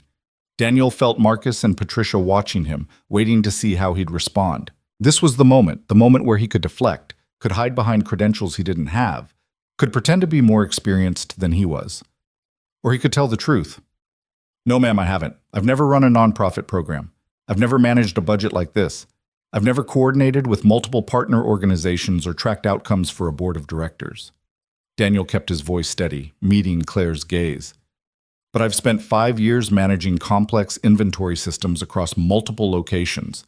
I've trained new employees and mediated conflicts and solved problems that no one thought had solutions. I've learned that success isn't about having done something before. It's about being willing to learn, ask questions, and work hard. So while I don't have nonprofit experience, I have something just as valuable, the ability to figure things out and the determination to succeed. The room was quiet for a beat. Then Claire smiled, a real smile, not the polite donor smile she'd been wearing. That's exactly the right answer, Mr. Hayes. Experience is valuable, but adaptability is priceless. She turned to Patricia. I'm satisfied with the budget allocation. Whitmore Holdings will approve the full funding request. Patricia exhaled with visible relief. Thank you, Claire. That means we can launch Bridges Forward next month as planned. I have one condition. Claire's expression turned serious. I want regular updates on the program's progress, not just quarterly reports. I want to see the real impact. Success stories, challenges, lessons learned. If Whitmore Holdings is investing this much money, I want to know it's making a difference. Of course, Patricia agreed. Daniel can copy you on his monthly program reports. Actually, I'd like something more direct. Mr. Hayes, would you be willing to have monthly check-in calls with me? 30 minutes just to discuss how the program is going. Daniel felt 3 pairs of eyes on him. This was it. The moment where the connection between them would become visible to everyone. Monthly calls with the CEO of their biggest donor? That wasn't standard operating procedure. That was special treatment. But it was also an opportunity to build a relationship with a major stakeholder, to get feedback from someone who understood both business and social impact, to learn from someone who'd built a successful company from the ground up. I'd be honored, Daniel said carefully. I'm sure your insights would be valuable as we navigate the launch phase. Good. Patricia, have your assistant coordinate with mine to set up the first call for next month. Claire stood, gathering her things. Gentlemen, it was lovely meeting you both. Marcus, keep up the excellent work with the youth programs. Mr. Hayes, welcome to the team. I have a good feeling about your future here. After Claire left, Patricia walked Daniel back to his office. She didn't speak until they were behind his closed door. That went well, she said simply. Did it? Because it felt like everyone in that room knew there was more to the story. Maybe they suspected. But you handled it perfectly. You acknowledged your limitations, emphasized your strengths, and didn't try to hide behind Claire's influence. Patricia sat in one of his visitor chairs. Daniel, I'm going to be straight with you. Yes, people are going to wonder about your connection to Claire Whitmore. Yes, some might assume you got this job because of favoritism. You can't control what people think. All you can control is your work. So do excellent work, and everything else will fade into background noise. What if I mess up? What if I'm not as good at this as everyone thinks I'll be? Then you'll learn from it and do better next time. That's how everyone here operates. We try, we fail, we adjust, we improve. Perfection isn't the goal. Impact is. Patricia stood, moving toward the door. Get through your first month, Daniel, one day at a time. The rest will take care of itself. That evening, Daniel picked up Maddie from Mrs. Patterson's house with exhaustion that felt earned rather than crushing. His brain was full of new information, his notebook was covered in notes and reminders, and he had a to-do list that stretched over 2 pages. But it was good work, meaningful work, work that mattered. How was your first day, Daddy? Maddie asked as they drove home. It was really good, baby. Busy and a little overwhelming, but good. Did you help people? Daniel smiled. Not yet. Right now I'm still learning how everything works, but soon I'll be helping lots of people find jobs and learn new skills. That's so cool. You're like a job superhero. I don't know about that. I do. Mrs. Patterson says superheroes are people who help other people be better. That's exactly what you do. They stopped for groceries on the way home. Real groceries, not just the cheap staples Daniel had been buying for months. He let Maddie pick out a treat, fresh fruit instead of canned, chicken breasts instead of hot dogs. Small luxuries that had been impossible 2 weeks ago. At home, while Daniel cooked dinner, Maddie sat at the kitchen table doing homework. She worked on her math problems with fierce concentration, occasionally asking for help, and Daniel was struck by how normal this felt. How right. For the first time since Sarah died, he felt like they weren't just surviving, they were actually living. Daddy? Maddie looked up from her worksheet. Are you happy? The question surprised him. What makes you ask that? You look different, like lighter, like when you smile now it's real. Daniel set down his cooking spoon and crouched beside her chair, eye level with his daughter. I am happy, sweetheart. These past few years have been really hard, and I've been worried a lot, but things are getting better now. Because of the new job? Partly, but also because I'm learning that sometimes when bad things happen, good things can come after. I lost my old job, which was scary, but it led me to a better job where I get to do work that actually matters. Maddie processed this with the seriousness of someone much older. So the bad thing was actually good? The bad thing was still bad, but it opened a door to something good. Does that make sense? I think so. Like when Mommy died, that was really bad, but then we got closer, you and me. So something good came from something sad. Daniel felt tears prick his eyes. His 7-year-old daughter had just articulated something he'd been trying to understand for 3 years. Yeah, baby. Exactly like that. They ate dinner together, and Daniel helped with the rest of Maddie's homework, and they read stories before bed. The evening routine that had felt like an exhausting chore for so long now felt like a privilege. After Maddie fell asleep, Daniel sat at the kitchen table with his laptop and reviewed his notes from the day. Bridges Forward was scheduled to launch in 4 weeks. He needed to finalize partnerships with 3 training centers, recruit a cohort of participants, coordinate with the finance team on payment schedules, and set up a tracking system for outcomes. It was a massive amount of work, and Daniel had no idea if he could actually pull it off. But he was going to try. His phone buzzed with a text from an unknown number. "This is Claire Whitmore. Patricia gave me your cell. I wanted to say thank you for being professional today. I know the situation is complicated, but you handled it with grace." Daniel stared at the message for a long moment before responding, "Thank you for giving me this opportunity. I won't let you down." Her reply came quickly. "I know you won't. That's why I recommended you. Sleep well, Daniel. You've earned it." He set down his phone and looked around his small kitchen, at the bills that were finally manageable, at the refrigerator now stocked with real food, at Maddie's latest drawings covering every available surface. This was his life now. Not perfect, but stable. Not easy, but meaningful. And it had all started with a choice in the rain. The next few weeks blurred together in a chaos of learning curves and long days. Daniel threw himself into Bridges Forward with single-minded intensity, determined to prove that he deserved this position. He met with training center directors to negotiate partnership terms. He developed an intake assessment to identify participant needs. He created a database to track progress and outcomes. He worked early mornings and late nights, stealing hours after Maddie went to bed, driven by equal parts passion and fear of failure. The rest of the team at Community Solutions Partners embraced him warmly, though Daniel sometimes caught speculative looks when Claire's name came up in conversation. He ignored them, focusing instead on building relationships through competence. Jennifer sought his input on a housing program proposal. Marcus invited him to lunch to discuss collaboration opportunities. Even the finance director complimented his budget tracking. 3 weeks into his new job, Daniel held the first information session for prospective Bridges Forward participants. 15 people showed up to the community center where they'd rented space. 15 adults who'd been underemployed or unemployed, who were struggling to make ends meet, who were looking for a way forward. Daniel stood in front of them and saw himself 3 weeks ago, desperate and uncertain and hoping for a chance. "Thank you all for coming," he began, his voice steadier than he felt. "I know what it's like to wonder if things will ever get better. I know what it's like to work hard and still fall short. 4 weeks ago, I lost my job. I thought it was the end of everything. But someone gave me a second chance, and now I'm here to offer that same chance to you." He outlined the program. Skills training in high-demand fields, job placement assistance, wraparound support services to address barriers. He answered questions about eligibility and time commitment and whether this was really free or if there was some catch they weren't seeing. "There's no catch," Daniel assured them. "The only requirement is that you're willing to show up and do the work.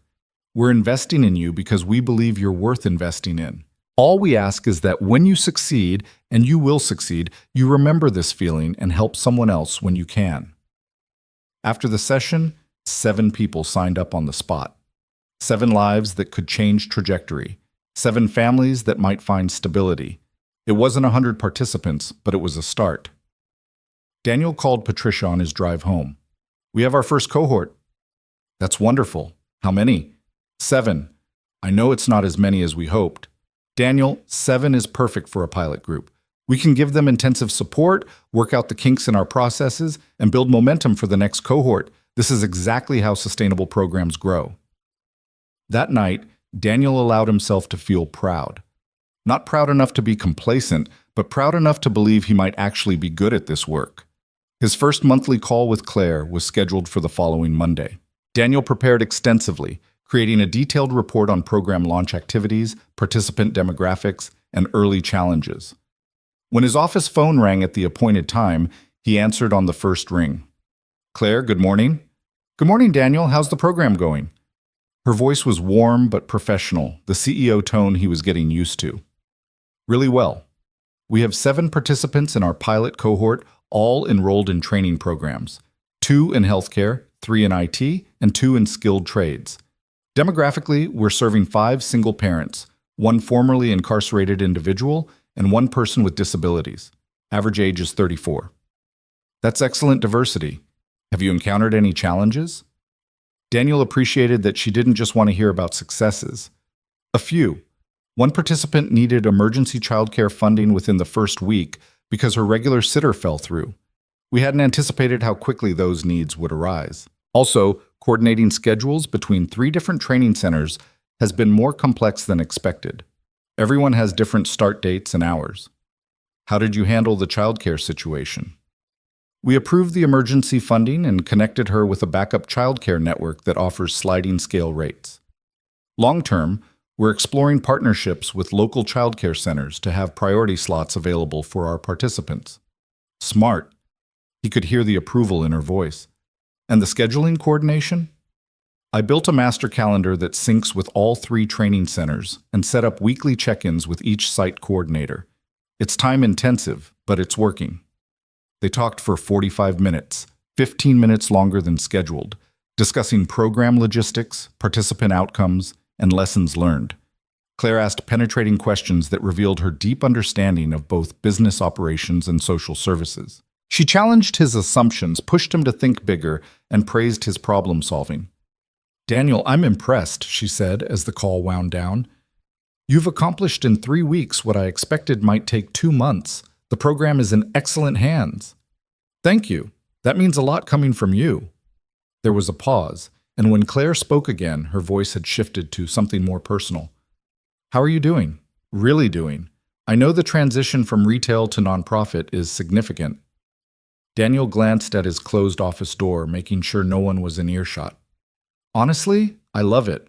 It's challenging and sometimes overwhelming, but I wake up every morning excited about the work. I haven't felt that way about a job in maybe ever. I'm glad. You deserve work that fulfills you." Another pause. "I meant what I said in the rain, Daniel. The world needs more people like you, people who choose kindness even when it costs them something. I'm just grateful I got to be part of giving you a platform to make a difference." After they hung up, Daniel sat at his desk feeling energized rather than drained. Working with Claire wasn't about favoritism or special treatment. It was about having a mentor who believed in him, who challenged him to be better, who saw potential he sometimes doubted himself. That evening, he picked up Maddie from gymnastics class.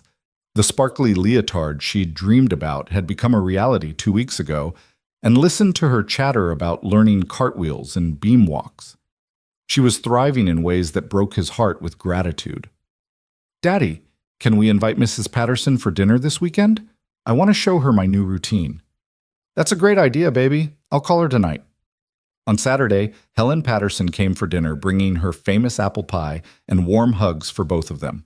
Daniel cooked his best attempt at pot roast, and they ate at the kitchen table while Maddie regaled Helen with every detail of her gymnastics class. After dinner, Maddie performed her routine in the living room, her movements still clumsy but filled with joy, and Helen applauded like she was watching the Olympics. Later, while Maddie watched a movie, Daniel and Helen cleaned up the kitchen together. "You look good, Daniel," Helen said, handing him a dish to dry. "Settled, like you finally found your footing." "I feel that way. It's strange. A month ago, I thought my life was falling apart. Now everything feels like it's coming together." That's what happens when you trust the process. When you do the right thing and have faith that it'll work out somehow.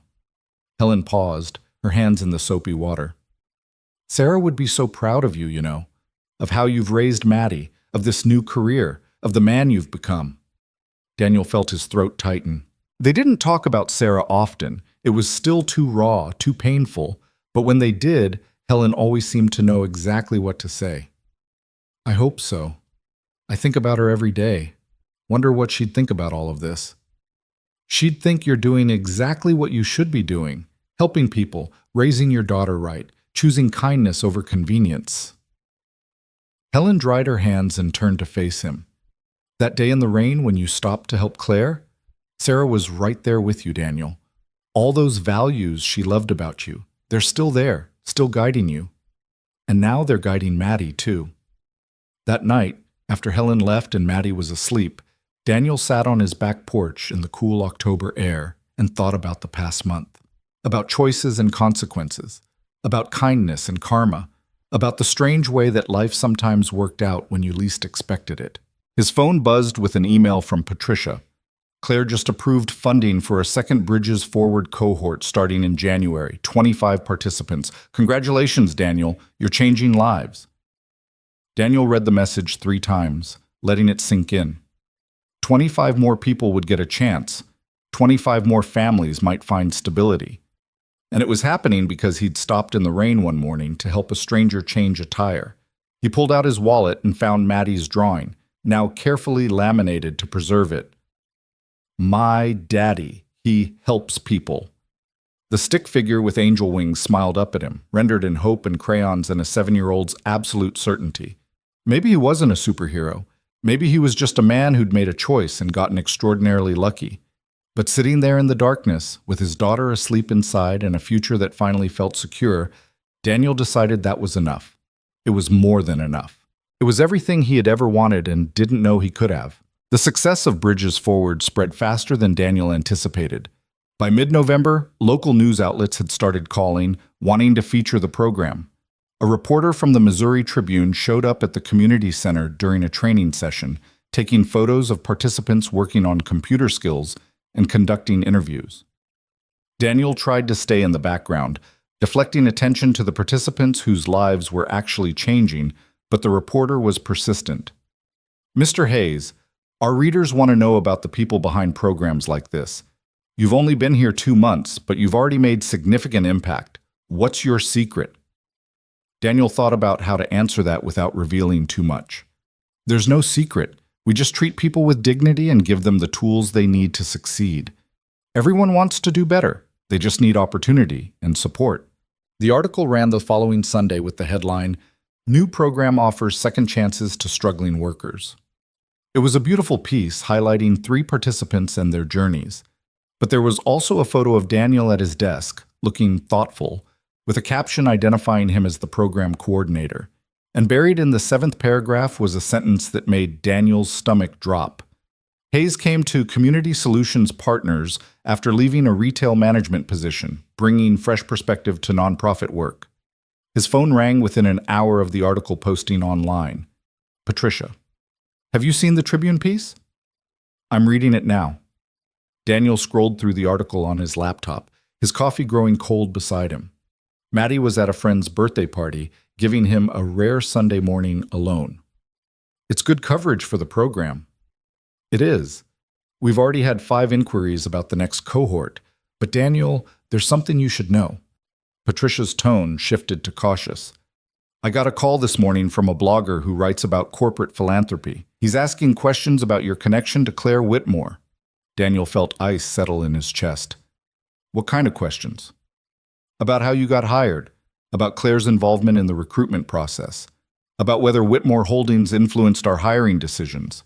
He's implying that there might be impropriety, that maybe Claire used her donor status to get you a job you weren't qualified for. That's not what happened. I know that, you know that, but perception matters, Daniel. This blogger, his name is Richard Marsh, he's got a following in nonprofit circles.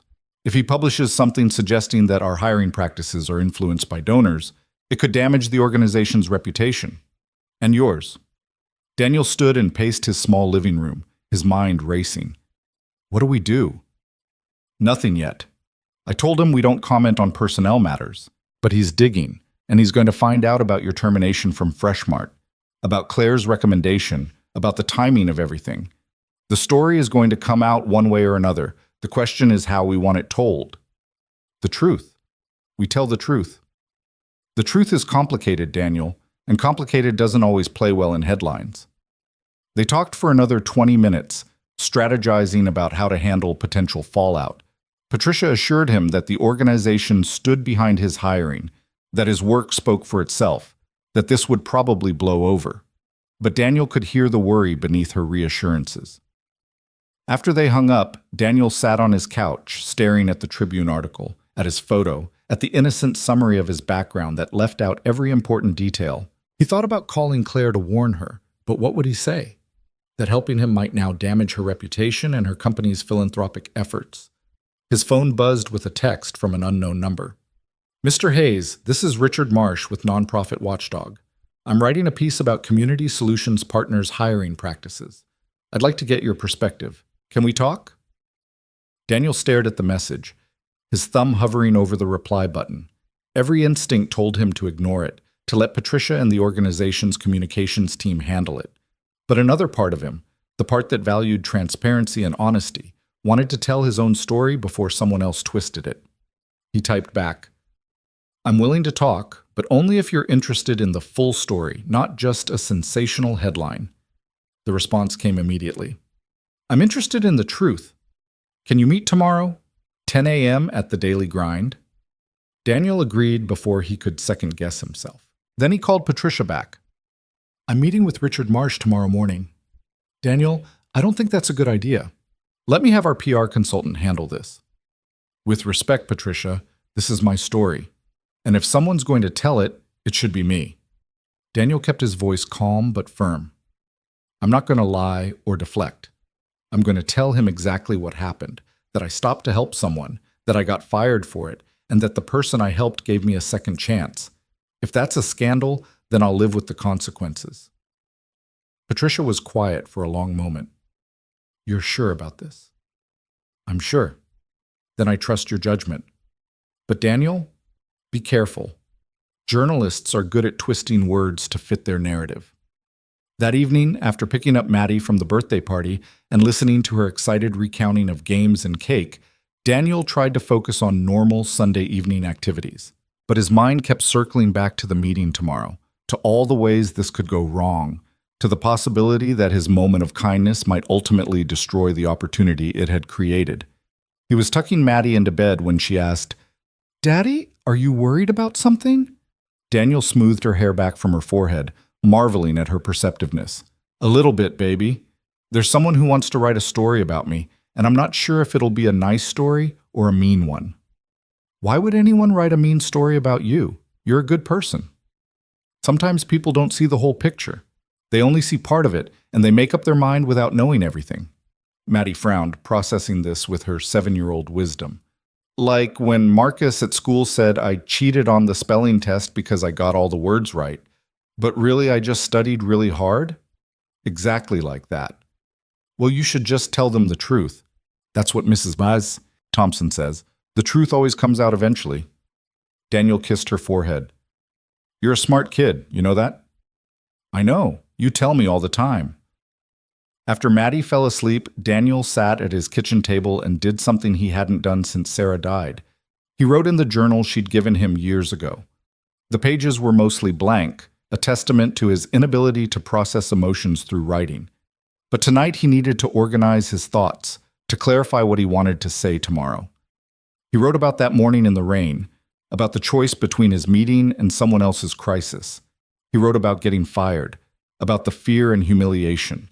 He wrote about Claire's phone call, about the interview, about discovering that the woman he'd helped owned the company that had destroyed him.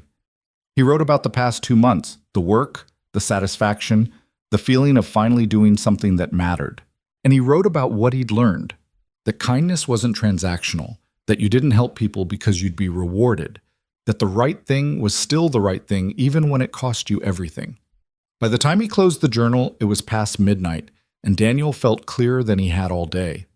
Whatever Richard Marsh wrote, whatever consequences followed, Daniel knew his truth, and that would have to be enough. The Daily Grind was nearly empty when Daniel arrived at 10 the next morning. Richard Marsh was already there, sitting at a corner table with a laptop and a coffee. He was younger than Daniel expected, maybe 35, with sharp eyes and a calculating expression that put Daniel immediately on guard. Mr. Hayes, thank you for meeting me. Marsh stood and shook Daniel's hand with a grip that was slightly too firm. Can I get you a coffee? I'm fine, thanks. Daniel sat across from him, keeping his posture open and his expression neutral. Before we start, I want to be clear about something. I'm here to tell you the truth about what happened. I'm not here to spin anything or protect anyone, but I also expect you to be fair in how you present that truth. Marsh smiled, but it didn't reach his eyes. I'm always fair, Mr. Hayes. I just follow the facts wherever they lead. Good. Then let's start with the facts. Daniel pulled out his phone and opened his notes app, where he'd outlined the timeline. On October 22nd, I was driving to work for an important presentation. I saw a pregnant woman stranded on the highway in the rain. I stopped to help her change her tire. Because of that, I arrived at work 25 minutes late and was fired by my supervisor. Marsh was typing rapidly on his laptop. And this woman was Claire Whitmore, CEO of Whitmore Holdings?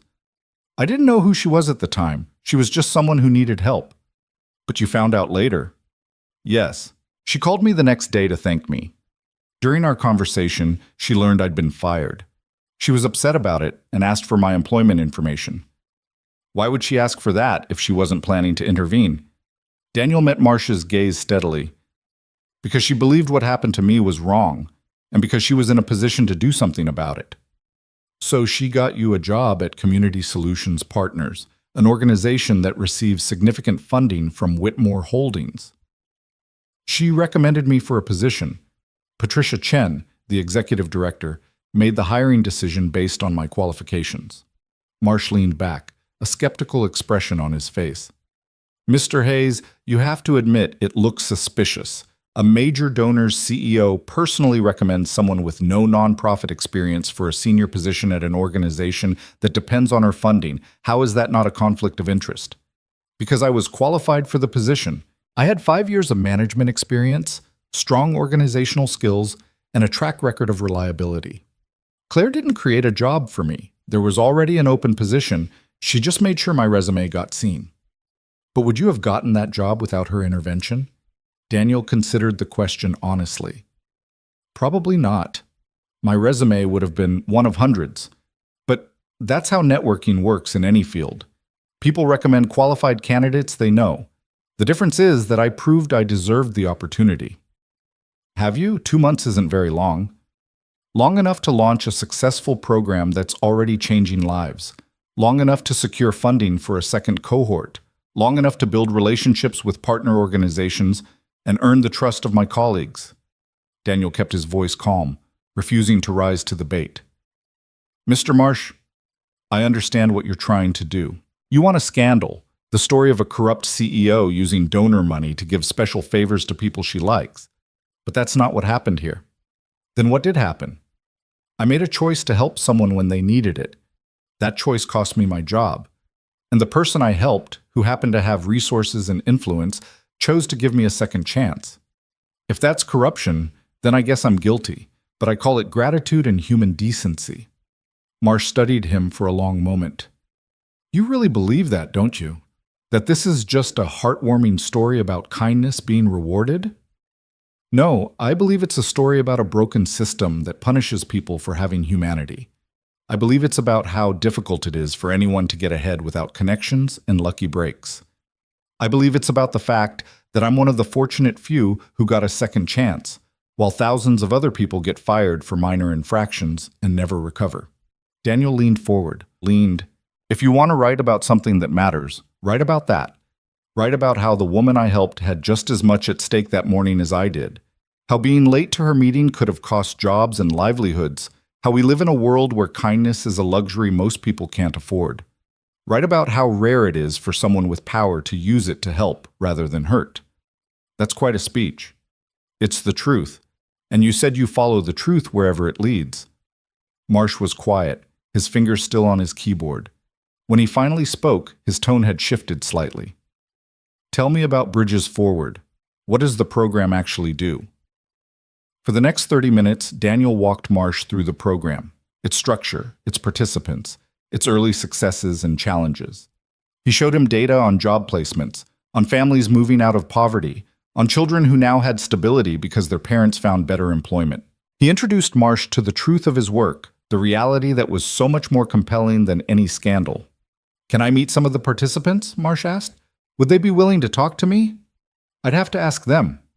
Some might be if they believe you're genuinely interested in their stories rather than just looking for ammunition against Claire Whitmore. I am interested. Marsh gestured at his laptop. This is more interesting than what I thought I'd find. Which was? Honestly, I expected to find evidence of nepotism, of a CEO using charitable giving to benefit herself somehow. I expected you to be evasive or defensive, but you're neither of those things. Marsh closed his laptop. Mr. Hayes, I'm going to be straight with you. I write about nonprofit accountability because I care about the sector. I want to expose real corruption when it exists. But I also want to highlight programs that work, leaders who do good work for the right reasons. Based on this conversation, I think you might be one of those leaders. Daniel felt some of the tension leave his shoulders. So you're not writing a hit piece? I'm writing the truth. which is more nuanced than a scandal, but probably more important. Marsh stood, extending his hand. Thank you for your time, Mr. Hayes. I'd like to follow up in a few weeks, see how the program progresses. Would that be all right? That would be fine. After Marsh left, Daniel sat alone at the table for a few minutes, processing what had just happened. He'd gone into that meeting expecting a fight, expecting to have his words twisted and his motives questioned. Instead, he'd found someone willing to listen, to consider complexity, to see beyond the surface narrative. He called Patricia on his way back to the office. The meeting with Marsh went better than expected. I think he's going to write a fair piece. That's a relief. Daniel, I want you to know that even if he'd written something negative, we would have stood by you. Your work here speaks for itself. I appreciate that. But Patricia, this whole situation made me realize something. We need to be more transparent about how we operate, about how hiring decisions get made, about our relationships with donors. Not because we're doing anything wrong, but because perception matters. You're absolutely right. Let's talk about that at the next staff meeting. The article published 3 days later with the headline, When Kindness Creates Opportunity, inside one nonprofit's unconventional hiring story. It was balanced and thoughtful, acknowledging the unusual circumstances of Daniel's hiring while focusing primarily on Bridges Forward's impact. Marsh had interviewed 2 participants, both of whom spoke glowingly about the program and Daniel's dedication. But the article also raised broader questions about networking, privilege, and access to opportunities. It noted that Daniel had been lucky, that he'd helped someone with the resources to help him back, and questioned what happened to all the people who showed kindness without such fortunate outcomes. The response was immediate and polarizing. Some commenters praised Claire for using her influence to reward good character. Others argued that it was exactly the kind of insider dealing that perpetuated inequality. Several people demanded more information about Community Solutions Partners' hiring practices. A few suggested that Daniel should resign to avoid the appearance of impropriety. Daniel read every comment, absorbing both the praise and the criticism. The negative responses stung, but they also made him think. He had been lucky, extraordinarily, improbably lucky. And while he hadn't done anything wrong, he understood the frustration of people who saw his story as another example of how opportunities went to those with connections rather than those who needed them most. That evening, he found himself on the phone with Claire for the first time since the article published. She called him directly, bypassing their usual formal monthly check-ins. Daniel, I just read the Marsh piece. Are you okay?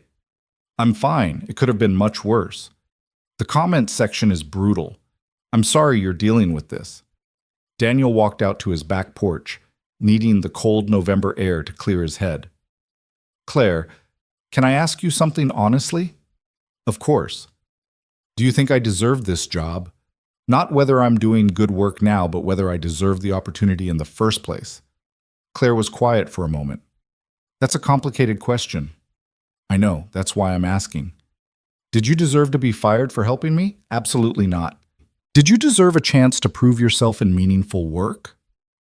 Absolutely yes.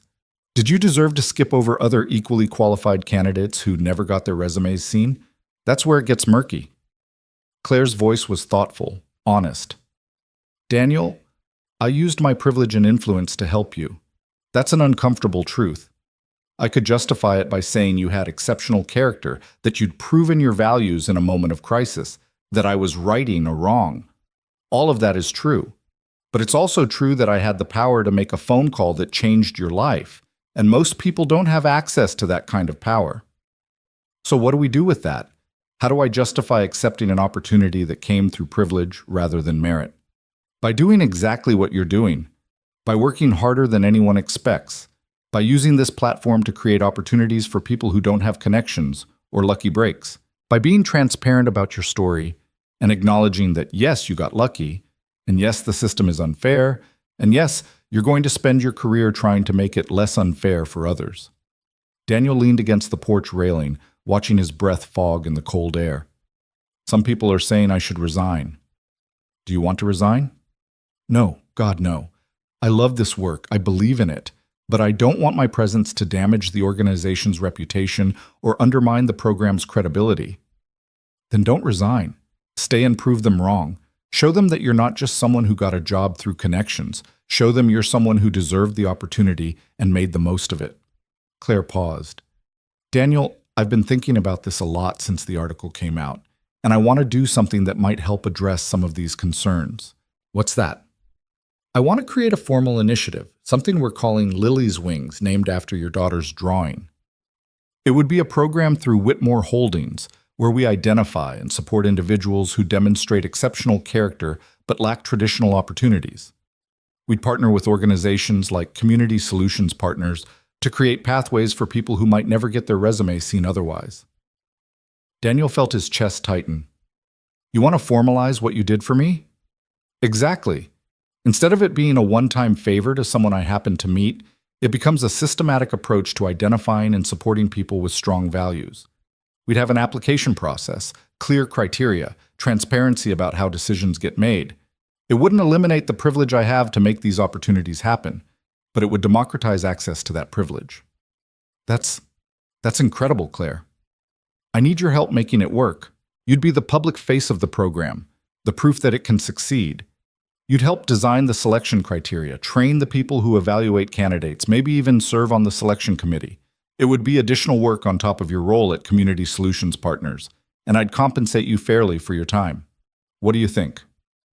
Daniel thought about Maddie's drawing, about his stick figure self with angel wings, about all the people out there who just needed someone to take a chance on them.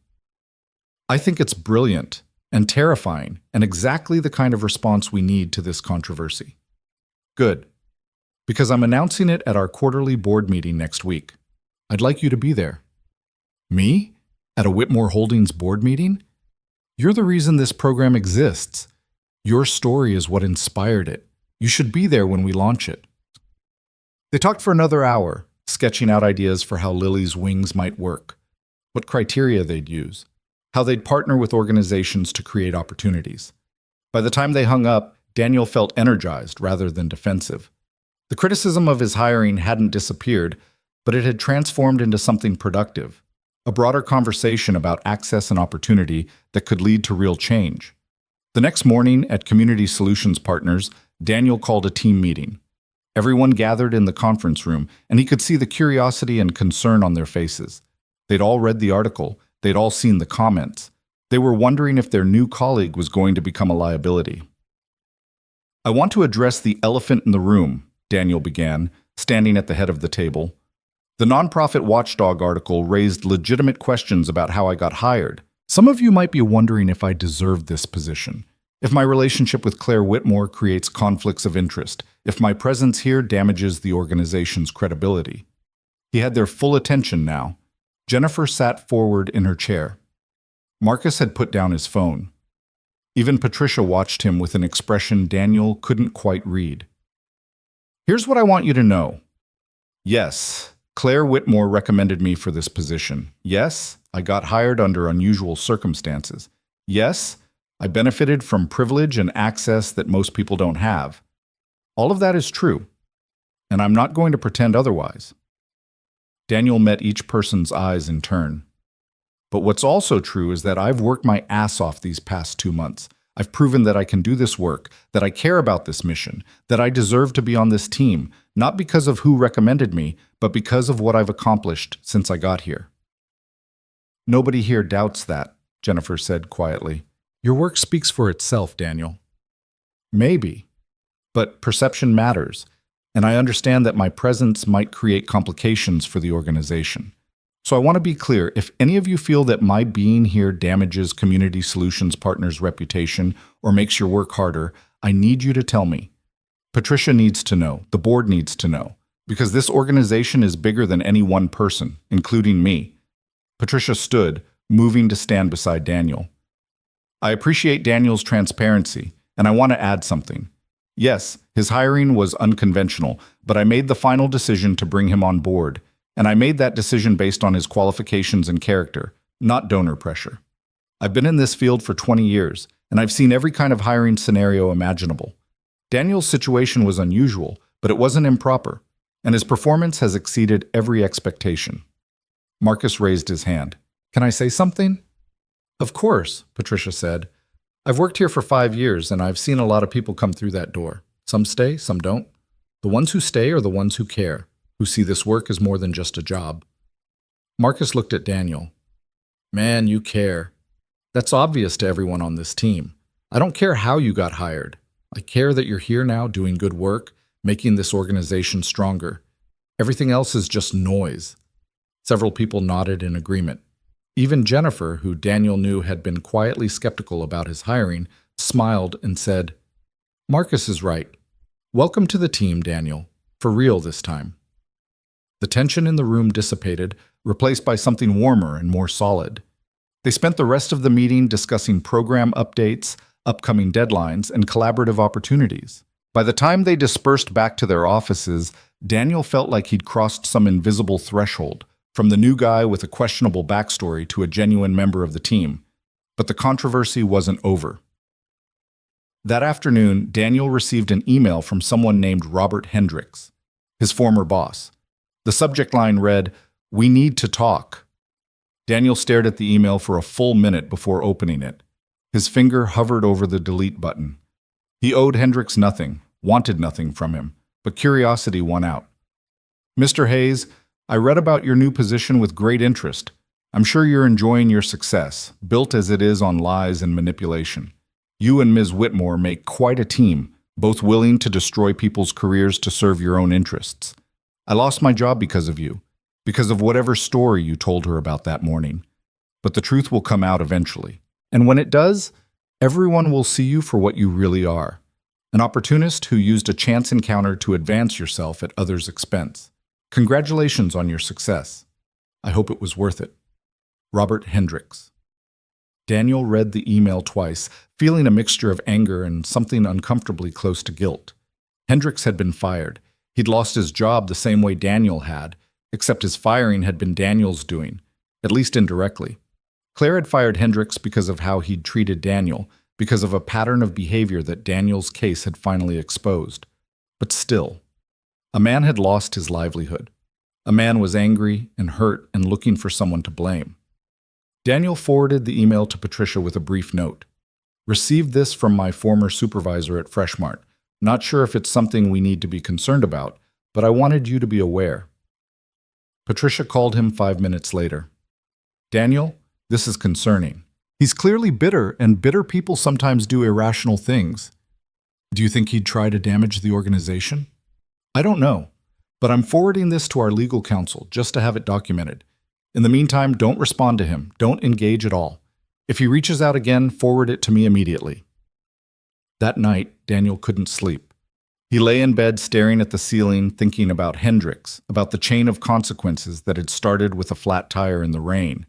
Daniel had been fired, which led to Claire helping him, which led to Hendricks being fired, which had apparently led to Hendricks losing everything the way Daniel almost had. Was Daniel responsible for that? Had his story cost an innocent man his career? Except Hendricks wasn't innocent. Patricia had said as much, that he'd been a problem for a while, that there had been complaints and high turnover, that Daniel's case was just the final straw. Claire had said the same thing. Hendricks had earned his termination through years of poor management and cruel decisions, but Daniel still felt the weight of it. Someone else's life had been destroyed in the process of saving his own. Around 2 a.m., he got up and padded to the kitchen, making chamomile tea he didn't really want. He pulled out Sarah's journal and wrote about guilt and responsibility, about the messy reality of consequences that weren't entirely your fault, but also weren't entirely separate from your choices. He was still writing when his phone buzzed with a text from Claire. "Can't sleep either? Hendricks sent me a similar email. I'm sorry you're dealing with this." Daniel typed back, "Did we do the right thing? I keep wondering if there was a way to help me without hurting him." Her response took a few minutes. "I've been asking myself the same question. The truth is, I don't know. Maybe there was another way. But Daniel, he made his own choices. He chose to fire you instead of showing understanding. He chose to lie to me about your performance. He chose a management style that hurt people. We didn't create those choices. We just responded to them. But he lost everything, just like I almost did. Yes. And unlike you, he hasn't found anyone willing to give him a second chance. That's not our fault, but it is unfortunate. The world isn't fair, Daniel. We both know that. Sometimes good people suffer for no reason. Sometimes bad people face consequences they deserve. And sometimes it's impossible to tell the difference. Daniel set down his phone and returned to the journal, but the words wouldn't come anymore. He was too tired, too conflicted, too aware of the complexity of a situation he'd once thought was simple. He'd stopped to help someone. That was good. Everything else, the firing, the hiring, the opportunity, the controversy, the consequences for Hendricks, all of that was the messy reality that followed one moment of kindness. The next week, Daniel attended Claire's board meeting at Whitmore Holdings headquarters, a gleaming downtown building that made him feel simultaneously underdressed and overwhelmed. Claire met him in the lobby, her pregnancy now impossible to hide, her professional warmth helping him relax. "Thank you for coming," she said, guiding him to the elevator. "The board is eager to hear about Lily's wings directly from you." "I'm nervous," Daniel admitted. "Don't be. Just tell them your story. That's all they need to hear." The boardroom was intimidating. Massive windows overlooking the city, a table that could seat 20, portraits of previous CEOs on the walls. 12 board members sat waiting, all older than Daniel, all successful in ways he could only imagine. Claire introduced him simply. "This is Daniel Hayes. His story is why we're proposing Lily's wings." And Daniel told them everything. About the rain, about the choice, about getting fired and almost losing everything. About Claire's phone call, about the second chance, about bridges forward and the lives changing because someone had believed in him. About Maddie's drawing and the responsibility he felt to pay forward what he'd been given. When he finished, the room was silent. Then a woman at the far end of the table, the board chair, Daniel thought, spoke.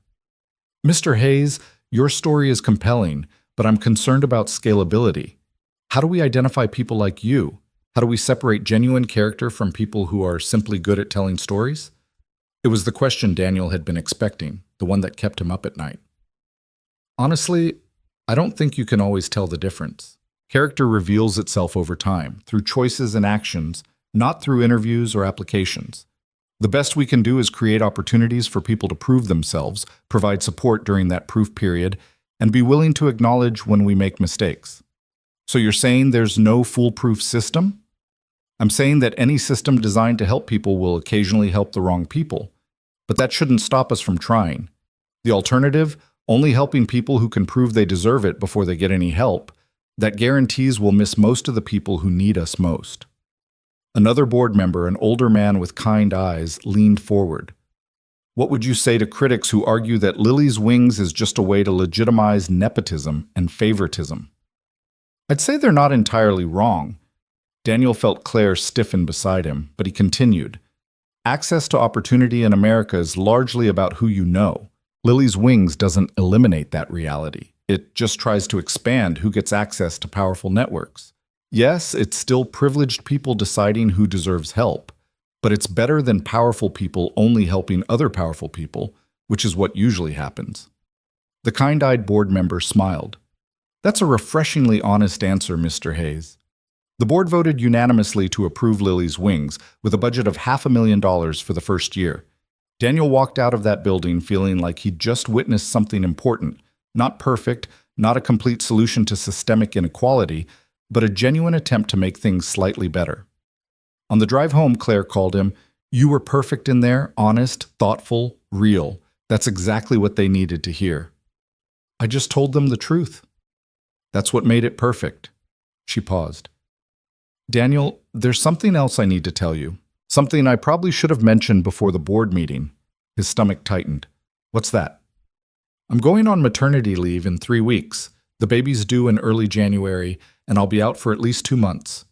During that time, my COO will handle most corporate decisions. But for Lily's wings specifically, I'd like you to be the primary point of contact." "Me?" "Claire, I can't run a corporate initiative. I barely know what I'm doing with my own job." "You won't be running it alone. We'll have a team, HR people, program staff, communications specialists, but I want you to be the face of it, the person who evaluates candidates and tells their stories and keeps the mission front and center. You're the living proof that this approach works. People need to see that." Daniel thought about his workload, about Maddie, about all the ways this could go wrong. But he also thought about the 7 people in his Bridges Forward cohort, about the 25 more starting in January, about all the potential participants for Lily's Wings who are out there right now, working hard and doing the right thing and getting nowhere because they lacked connections. "Okay," he said. "I'll do it." "Thank you, Daniel. I can't think of anyone better." That evening, Daniel told Maddie about the board meeting and the new initiative over dinner at their kitchen table. She listened with rapt attention, asking questions about how they'd find people to help and whether she could help pick them. "It's a grown-up job, baby, but you inspired it. Remember your drawing of me with angel wings? The one where I said you help people? That's the one. Miss Whitmore liked it so much that she named the whole program after it. It's called Lily's Wings." Maddie's face lit up. "Really? My drawing is famous?" "Very famous. It's going to be the logo for the program." She was quiet for a moment, processing this information with the seriousness of someone who suddenly understood the weight of influence. Then she looked at Daniel with those huge brown eyes, Sarah's eyes, and said, "Daddy, does this mean we have to help even more people now?" "I think it does, baby." "Good," Maddie said firmly, "because that's what superheroes do. They help people even when it's hard." And looking at his daughter, at her absolute certainty in the value of kindness, Daniel felt the last of his doubt dissolve. Yes, the situation was complicated. Yes, there would be more criticism and controversy ahead. Yes, he'd benefited from privilege and luck and circumstances that most people would never experience. But he was going to use that privilege to help others. He was going to work harder than anyone expected. He was going to prove over and over again that the second chance he'd been given was worth someone's faith. Because that's what you did when you got lucky. You paid it forward. You helped the next person. You became the angel in someone else's storm. And maybe, just maybe, that was enough. 3 weeks later, Daniel stood in front of the bathroom mirror at Community Solutions Partners, straightening his tie for the 3rd time. Through the closed door, he could hear the buzz of activity, caterers setting up in the conference room, staff members arranging chairs, the hum of voices as early arrivals trickled in. Tonight was the official launch event for Lily's Wings, and Daniel felt like he might throw up. "You look fine," Patricia said when he finally emerged. She was wearing a navy dress and her most professional smile, but Daniel could see the stress lines around her eyes. This event mattered, not just for the program, but for the organization's reputation. After weeks of scrutiny following the nonprofit Watchdog article, they needed tonight to go perfectly. "Claire just arrived. She's asking for you." Daniel found Claire in Patricia's office, one hand resting on her very pregnant belly, the other scrolling through her phone. She looked up when he entered and smiled. "There you are. Ready for this?" "Not even a little bit." Daniel closed the door behind him. "Claire, what if nobody applies? What if the whole initiative falls flat? Then we'll learn from it and try something different. But Daniel, look at this." She turned her phone toward him, showing a news article. The headline read, "Whitmore Holdings announces character-based hiring initiative." The story had been picked up by national outlets, shared thousands of times on social media, and generated hundreds of comments, most of them positive. People are excited about this. They want to believe that kindness matters, that character counts for something. You've given them hope. "We've given them hope," Daniel corrected. "This was your idea. Inspired by your actions. There's a difference." Claire stood, wincing slightly as she adjusted her position. "This baby is determined to make everything uncomfortable. 3 more weeks can't come fast enough." Are you sure you should be here? You should be resting." "I'm not missing this, Daniel. This program is too important." She moved toward the door, then paused. "By the way, there's someone here I think you should meet. Someone who wanted to thank you personally." "Who?" Claire's smile turned mysterious. "Come see." The conference room had been transformed. White tablecloths covered tables laden with appetizers and drinks. A banner reading "Lily's Wings," where character creates opportunity, hung on the wall, featuring Maddie's crayon drawing blown up to poster size. The stick figure with angel wings smiled down at the gathering crowd, and Daniel felt his throat tighten every time he looked at it. Patricia was talking to a group of board members. Marcus and Jennifer were giving a tour to some journalists, and standing near the refreshment table, looking uncomfortable in a borrowed suit, was Miguel Rodriguez, one of Daniel's Bridges Forward participants. "Miguel!" Daniel crossed the room quickly. What are you doing here? I thought you had training tonight. Miguel's face broke into a wide grin. Mr. Hayes, Ms. Whitmore invited me. Said she wanted to hear about the program from someone actually in it. She did? Man, I was nervous as hell. I ain't never been to anything this fancy, but she was cool about it, asked me questions about what I'm learning, what's helping, what could be better. I told her the truth, that you changed my life. Daniel felt his face grow warm. You're changing your own life, Miguel. I'm just helping remove some obstacles. Nah, man, it's more than that. Before Bridges Ford, I'd been out of work for 8 months. 8 months of sending out resumes and getting nothing back, of watching my savings disappear, of feeling like I'd never catch a break. Then you signed me up for IT training, helped me get a laptop, connected me with that tech company doing interviews. I start my new job next Monday, $48,000 a year with benefits. Do you know what that means for my family?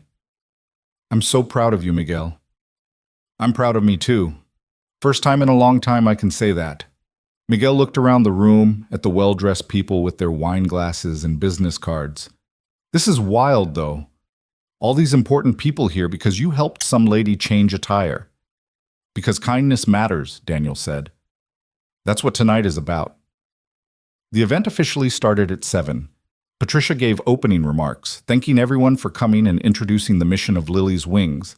Then Claire took the microphone, her pregnancy evident as she stood at the podium, and told the story of that morning in the rain. I was stranded, pregnant, and terrified, she said, her voice carrying clearly through the room. Car after car drove past me. Everyone had somewhere to be, something more important than helping a stranger. Except for one person. Daniel Hayes stopped. He was already running late for a career-defining presentation. He knew he'd face consequences.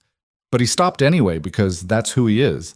Someone who sees another human being in need and chooses to help. Claire paused, looking directly at Daniel. That choice cost him his job. And when I learned what happened, I couldn't accept it. I couldn't accept living in a world where kindness is punished, where doing the right thing destroys your future. So I used my privilege and my resources to give Daniel a second chance. And now, with Lily's Wings, we want to give that second chance to hundreds of people just like him. People with character, integrity, and compassion who've been overlooked by traditional hiring systems. The applause was thunderous. Daniel felt dozens of eyes on him as Claire gestured for him to join her at the podium. His legs felt unsteady as he walked to the front of the room. Thank you, Claire, he managed when the applause died down. I'm not great at speeches, so I'll keep this brief. 3 months ago, I was unemployed, terrified, and convinced that I'd made a catastrophic mistake. I'd chosen kindness over career advancement, and it seemed like the universe was telling me that was the wrong choice. But then something extraordinary happened. The person I helped decided to help me back. Not because she had to, but because she believed that character matters, that how we treat each other defines who we are. Daniel took a breath, looking around the room at all the faces watching him. Lily's Wings isn't about me, though. It's about all the people out there who make the right choices and get punished for it. The single mother who leaves work to help a stranded motorist and gets fired for being late. The teenager who returns a lost wallet and never gets thanked. The employee who speaks up about wrongdoing and loses their job for it. These are the people we want to find and support, not because they're perfect, but because they're good. And goodness should be rewarded not just in fairy tales, but in real life. More applause. Daniel stepped back, relieved it was over, but Claire gestured for him to stay. There's one more thing, she said.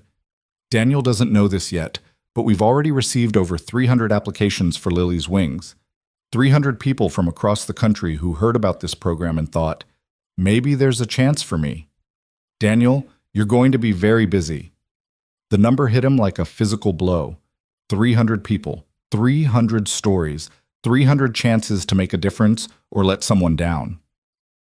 The weight of it settled on his shoulders, heavy but not crushing. This was what he'd signed up for. This was why it mattered. After the formal presentations ended, the event shifted to mingling and networking. Daniel found himself surrounded by journalists wanting interviews, board members asking about implementation details, and participants from Bridges Forward who'd been invited to share their experiences. He answered questions until his throat was raw, smiled until his face hurt, and shook more hands than he could count. Around 9 o'clock, as the crowd began to thin, a woman approached him hesitantly. She was in her 40s, wearing a department store dress that had seen better days, her hair pulled back in a simple ponytail. "Mr. Hayes, I'm sorry to bother you. My name is Rachel Simmons. I'm one of the people who applied to Lily's Wings." Daniel's attention sharpened immediately. "Rachel, it's not a bother at all. Tell me about yourself." "I've been a nurse for 15 years. I love my job. I love helping people, being there during their worst moments and their best ones. But 6 months ago, I reported a doctor for misconduct. He was making inappropriate comments to female patients, touching them in ways that weren't medical. I reported it through proper channels, and you know what happened? Nothing. The hospital did an investigation that went nowhere. But suddenly my shifts started getting cut. My evaluations turned negative, and last month I was let go for performance issues." Daniel felt anger rising in his chest. "That's retaliation. That's illegal." "I know, but I can't afford a lawyer, and even if I could, I'd never work in healthcare again. Whistleblowers don't get hired. So now I'm working retail, making a third of what I used to make, struggling to pay my mortgage." Rachel's voice wavered. "When I read about Lily's Wings, about rewarding people who do the right thing even when it costs them, I thought, maybe this is my chance. Maybe someone will finally see that I'm not a troublemaker. I'm just someone who couldn't stay silent." "Rachel, I see you. And what happened to you is wrong." Daniel pulled out his phone. "I'm making a note of your name right now. I can't make promises about the selection process. There are a lot of applicants, but I want to make sure your story gets heard." Tears spilled down Rachel's cheeks. "Thank you. You don't know what that means. Just knowing someone believes me, that's something." Daniel watched her walk away, and the full magnitude of what they were trying to do hit him. 300 applications meant 300 stories like Rachel's, 300 people who'd done the right thing and paid the price, and they could only help a fraction of them. Heavy thoughts? Claire had appeared beside him, one hand pressed to her lower back. Just realizing how much need is out there, how many people are struggling because they chose integrity over self-interest. "We can't help everyone, Daniel, but we can help some, and those some will help others. That's how change happens. Not all at once, but person by person, choice by choice." "I met someone tonight, Rachel Simmons. She's a nurse who lost her job for reporting misconduct. Her story is heartbreaking." "Then make sure we hear it during the selection process. That's your role in this, to be the voice for people like Rachel, people like you were 3 months ago. Don't let us get so caught up in processes and procedures that we forget about the actual humans we're trying to help."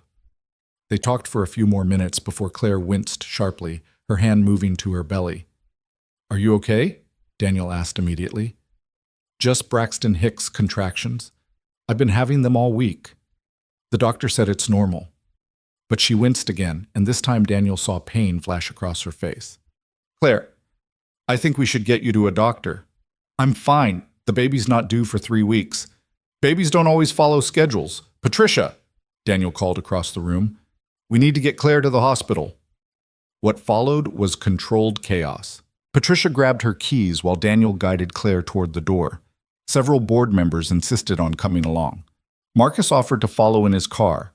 Within 5 minutes, they had a convoy heading to St. Mary's Hospital, with Claire in Patricia's passenger seat, insisting she was overreacting. "This is ridiculous," Claire said as another contraction hit. "It's probably false labor. We're going to get there and they're going to send me home and I'm going to feel stupid." "Better to feel stupid than to have a baby in a car," Patricia said firmly, running a red light. But when they arrived at the hospital and the nurses examined Claire, their expressions turned serious. "Mrs. Whitmore, you're in active labor, 4 centimeters dilated and progressing quickly. We need to get you admitted right now." "But I'm 3 weeks early," Claire protested, even as they helped her into a wheelchair. "The nursery isn't finished. I haven't packed my hospital bag. I had a whole plan." "Babies have their own plans," the nurse said kindly. "Let's get you comfortable." Daniel found himself in the waiting room with Patricia, Marcus, 2 board members, and half a dozen Whitmore Holdings executives who'd been at the launch event. It was surreal. Hours ago, they'd been celebrating a new program, and now they were waiting for a baby to arrive. "Should we call someone?" Patricia asked. Family? The baby's father? There is no father in the picture, one of the executives said quietly. Claire chose to do this on her own. Her parents are traveling. We've already contacted them, but they're on a cruise in Alaska. Won't be able to get here until tomorrow at the earliest. Daniel thought about Claire facing this alone, about how terrifying it must be to bring a child into the world without a partner or parent beside you. He thought about his own experience with Maddie's birth, how he'd held Sarah's hand through every contraction, how they'd faced that fear together. I'm going to check on her, he said, standing. Sir, you can't. The nurse at the desk started, but Daniel was already walking toward the labor and delivery ward. He found Claire's room easily. The sound of her labored breathing led him right to it. She was alone except for a nurse checking monitors, her face pale and drawn, her hand gripping the bed rail. Daniel? She looked surprised to see him. You should go home. This could take hours. I'm not leaving you alone. You have Maddie. Maddie is with Mrs. Patterson, who knows I might be late. Claire, you stopped in the rain for me when you were pregnant and afraid. Let me be here for you now.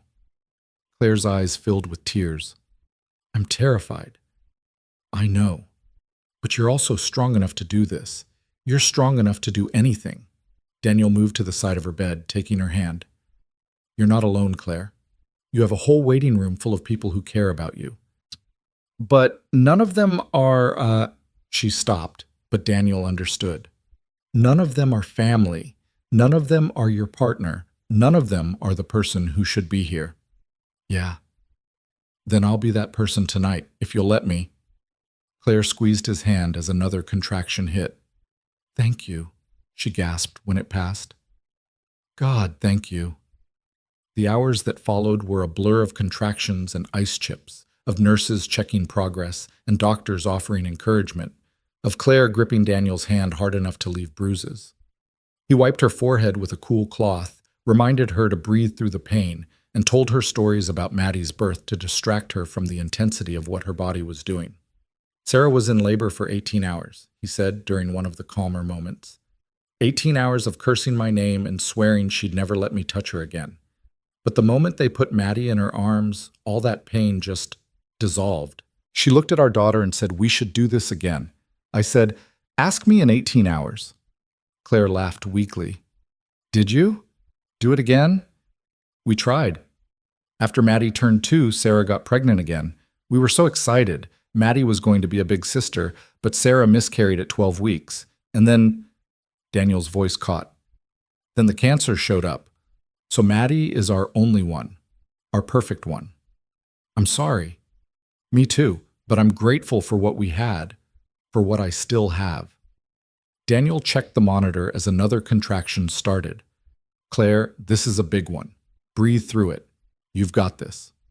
At 2:47 a.m., after nearly 6 hours of labor, the doctor announced it was time to push. Daniel stepped back to give the medical team room, but Claire grabbed his hand. Don't leave. Please. I'm right here. What happened next was both exactly like and completely different from Maddie's birth. The same intensity, the same primal power of a woman bringing life into the world, but this time Daniel was the support person rather than the terrified father, the steady hand rather than the emotional wreck. He counted through contractions, offered encouragement, and marveled at Claire's strength. At 3:12 a.m. on a cold December morning, Gabriel James Whitmore entered the world with a lusty cry that announced his displeasure at the whole situation. The nurses cleaned him quickly and placed him in Claire's arms, and Daniel watched her face transform, exhaustion giving way to wonder, pain dissolving into love. Hi, baby, Claire whispered, tears streaming down her face. Hi, Gabriel. I'm your mom. I've been waiting so long to meet you. The baby quieted at her voice, his tiny eyes trying to focus on her face. Daniel felt his own tears falling as he witnessed this moment, this sacred, beautiful moment of a mother meeting her child for the first time. He's perfect, Daniel said quietly. He really is. Claire looked up at him, her face radiant despite the exhaustion. Thank you for being here, for staying. There's nowhere else I would have been.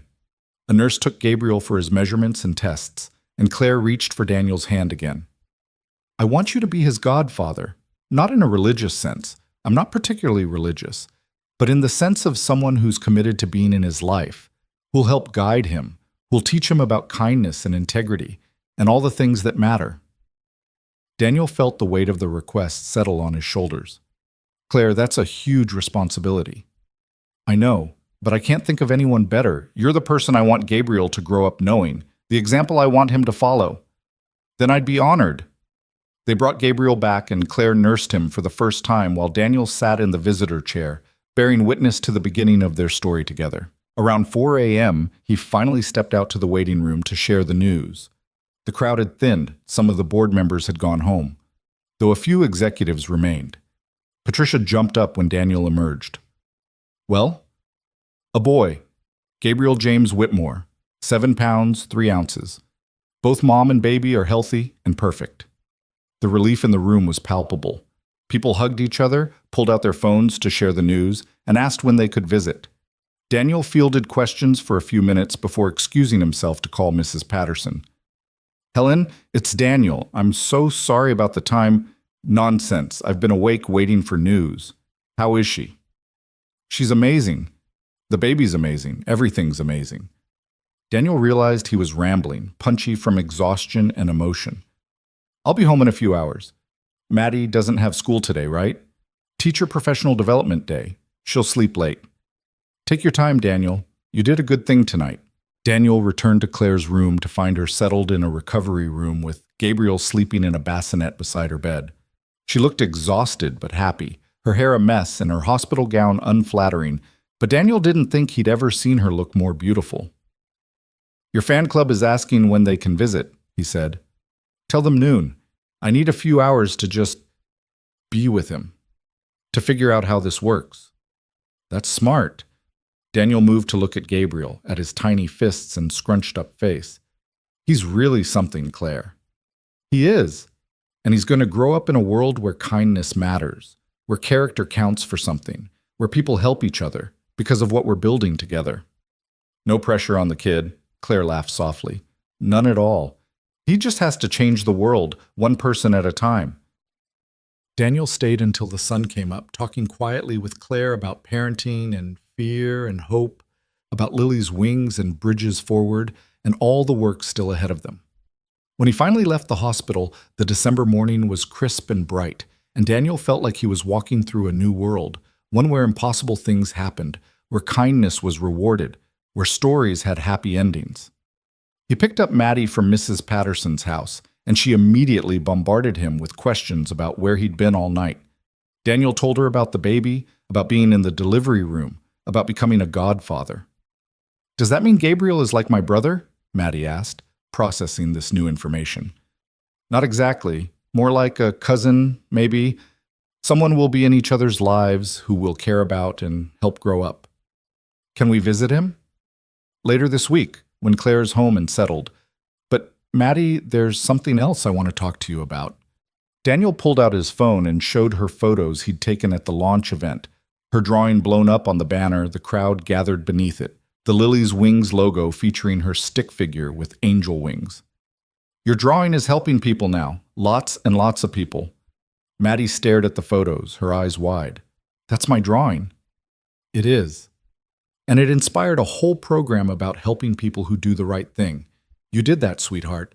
Your belief in kindness, in helping others, that's making a real difference now. Does that make me a superhero too? Daniel pulled his daughter into a hug, breathing in the scent of her shampoo, feeling the solid weight of her in his arms. Yeah, baby, it absolutely does. The next few weeks were a whirlwind. Daniel divided his time between launching the Second Bridges Forward cohort, reviewing Lily's Wings applications, and helping Claire adjust to new motherhood. He visited her townhouse regularly, bringing groceries and helping with laundry and holding Gabriel so Claire could shower. Maddie came along sometimes, enchanted by the tiny baby and surprisingly gentle with him. He's so small, Daddy, she whispered one afternoon, watching Gabriel sleep. Was I ever that small? Even smaller. You were only 6 pounds when you were born. That's crazy. How did I not break? Daniel laughed at her serious expression. Babies are tougher than they look, like you. The Lily's Wings selection process was harder than Daniel anticipated. 300 applications meant 300 difficult stories, 300 people deserving help. With Claire on maternity leave, Daniel led the selection committee along with Patricia, two Whitmore Holdings executives, and a representative from another nonprofit partner. They spent hours reviewing applications, conducting phone interviews, and debating who needed help most urgently. Rachel Simmons, the nurse who'd been fired for whistleblowing, made it to the final round. So did a teacher who'd been let go for standing up to a discriminatory principal, a warehouse worker who'd been terminated for reporting safety violations, a retail employee fired for refusing to lie to customers. Each story was a testament to the cost of integrity, to the price people paid for doing right in a world that often rewarded wrong. They could only select 20 people for the first cohort, 20 out of 300. The other 280 would receive letters thanking them for applying and encouraging them to reapply in the next cycle. Daniel agonized over every decision, knowing that each rejection meant someone would continue struggling, would continue paying the price for their good character. "We can't save everyone, Patricia reminded him after a particularly difficult selection meeting. "But the 20 we choose will have transformed lives. And maybe they'll transform lives in turn. That's how change spreads." In early January, Daniel attended his first official day as godfather to Gabriel. Claire had planned a small gathering at her townhouse, just Daniel, Maddie, Patricia, and a few close friends from Whitmore Holdings. There was no ceremony, no religious ritual. Just Claire standing in her living room holding Gabriel and saying, "Daniel Hayes, I'm entrusting you with a sacred responsibility. If anything ever happens to me, you become this little boy's guardian. You become his family. Do you accept?" Daniel felt the weight of every person in that room watching him, but mostly he felt the weight of Claire's trust, of this tiny life that depended on the adults around him to get it right. "I accept. I promise to always be there for Gabriel, to help him grow into a good man, to teach him that kindness and character matter more than success or money or status. I promise to honor your trust." Maddie tugged on his sleeve. "Daddy, does that mean if something happens to Ms. Claire, Gabriel comes to live with us?" "That's exactly what it means, sweetheart." "Cool. I always wanted a brother." Everyone laughed, the tension breaking, and they moved on to cake and presents and cooing over how much Gabriel had already grown. But later, as Daniel drove home with Maddie asleep in the back seat, he thought about the promise he'd made, about how his life had expanded in the past 3 months to include people he'd never expected: Claire, Gabriel, the participants in his programs, the applicants counting on Lily's Wings to give them a chance. He thought about that morning in the rain, about the split-second decision that had changed everything. If he'd driven past Claire that day, where would he be now? Probably still at Freshmart, probably still miserable, probably still just surviving instead of actually living. But he'd stopped, and that choice had led to this, to meaningful work, an expanded family, and a life that actually mattered. By February, the first Lily's Wings cohort was selected and the placement process began. Daniel worked with partnering organizations to match participants with opportunities aligned with their skills and situations. Rachel Simmons, the nurse, was connected with a hospital in a neighboring state that valued whistleblowers and had robust protections against retaliation.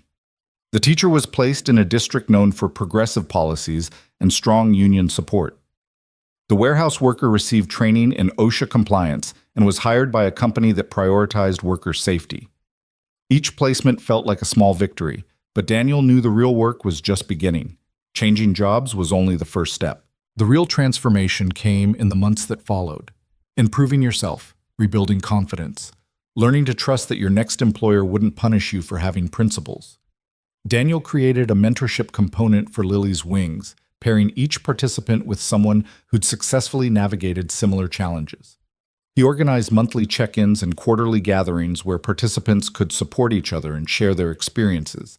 He documented everything meticulously, knowing that the program's continued funding would depend on demonstrable outcomes. By March, the results were already showing promise. 18 of the 20 participants were thriving in their new positions. 2 were struggling. One had discovered that their new workplace had its own problems. The other was dealing with family issues that made employment difficult. But Daniel worked with them to find solutions and support. This wasn't about perfection. It was about giving people a fighting chance. The nonprofit watchdog published a follow-up article in April, checking in on the programs and initiatives that had sparked controversy months earlier. Richard Marsh, the journalist who'd initially questioned Daniel's hiring, now praised Lily's Wings as an innovative approach to addressing character-based discrimination in the workplace. He interviewed 3 participants, all of whom credited the program with transforming their lives. But he also didn't shy away from tough questions. The fundamental challenge remains, Marsh wrote. Lily's Wings, for all its good intentions, is still dependent on the largesse of wealthy individuals and corporations. It provides opportunities but doesn't address the systemic issues that make such opportunities necessary. Why do we live in a society where being kind and ethical can cost you your livelihood? Until we answer that question, programs like Lily's Wings will remain band-aids on a wound that requires surgery. Daniel found himself agreeing with the critique even as he bristled at it. Yes, they were treating symptoms rather than diseases. Yes, systemic change would require policy reforms and cultural shifts that went far beyond what one program could accomplish. But in the meantime, people needed help, families needed stability. And if Lily's Wings could provide that while also raising awareness about these broader issues, wasn't that better than doing nothing? He called Marsh to discuss the article. I wanted you to know that I appreciate your honesty. You're right that we're not solving the root problems, but we're helping real people right now, and that matters. It does matter, Marsh agreed, and I'm genuinely impressed with what you've built, Daniel. But don't let success make you complacent. Keep pushing for bigger changes. Keep using your platform to highlight these systemic issues. I will, I promise. Spring brought new challenges and new opportunities. The second Bridges Forward cohort graduated with an 85% job placement rate. Local businesses were starting to specifically request referrals from the program, recognizing that participants came with strong work ethic and commitment to excellence. Daniel began getting calls from other cities asking about replicating the model. Claire returned from maternity leave in April, and they resumed their monthly check-in calls. But now the calls often included Gabriel's babbling in the background, Claire's occasional need to pause for nursing breaks, and conversations about the intersection of parenting and professional life. I understand your life so much better now, Claire said during one call, bouncing Gabriel on her knee while reviewing Daniel's monthly report. The constant juggling, the guilt about being away from your kid, the exhaustion of trying to do everything well. How did you manage alone for 3 years? Barely, and with a lot of help from Helen Patterson. Claire, if you ever need anything, childcare backup, someone to hold Gabriel so you can sleep, whatever, just call me. That's what godfathers are for. I'm taking you up on that. Next week I have a board meeting that conflicts with Gabriel's doctor appointment. Can you take him? And so Daniel found himself sitting in a pediatrician's waiting room on a Tuesday morning, holding a 4-month-old baby while Maddie was at school and his work laptop sat unopened in his bag. Gabriel was teething and fussy, and Daniel walked him around the waiting room, bouncing gently and murmuring the same nonsense words he'd once used with Maddie. You're good with him, a woman in the waiting room observed. Is he your son? Godson. But yes, I'm good with him. Daniel smiled down at Gabriel, who'd finally settled against his shoulder. I've had practice. The simple act of helping Claire with childcare felt significant in a way Daniel couldn't quite articulate. This wasn't about programs or initiatives or making a difference at scale. This was just one person helping another with the ordinary challenges of daily life. And maybe that was just as important as any professional achievement. The small acts of service that held communities together, that made life manageable, that reminded people they weren't alone. By summer, Lily's Wings had expanded to include a second cohort of participants. The board of Whitmore Holdings, impressed by the outcomes of the first year, increased funding to support 40 participants. Applications flooded in, over 600 this time, as word spread about the program's success. Daniel hired an assistant to help manage the volume, a recent college graduate named Amy who'd heard about Lily's Wings and applied for the administrative position specifically because she believed in the mission. Together, they developed better systems for application review, participant support, and outcome tracking. We're building something real, Amy said one afternoon, surrounded by files and spreadsheets, something that's going to outlast any of us individually. That's the goal, Daniel agreed. to create a model that other organizations can replicate, that becomes so successful that eventually we work ourselves out of a job because everyone's doing this. You really think that's possible? That character-based hiring could become the norm?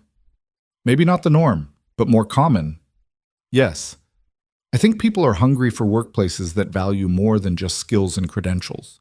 They want to work for organizations that see them as whole people, that care about integrity and compassion and all the things that make us human. One evening in late June, Daniel received an unexpected phone call from Robert Hendricks. His former boss, the man who'd fired him, the man who'd sent bitter emails accusing Daniel of ruining his career. "Hayes, this is Hendricks. Don't hang up."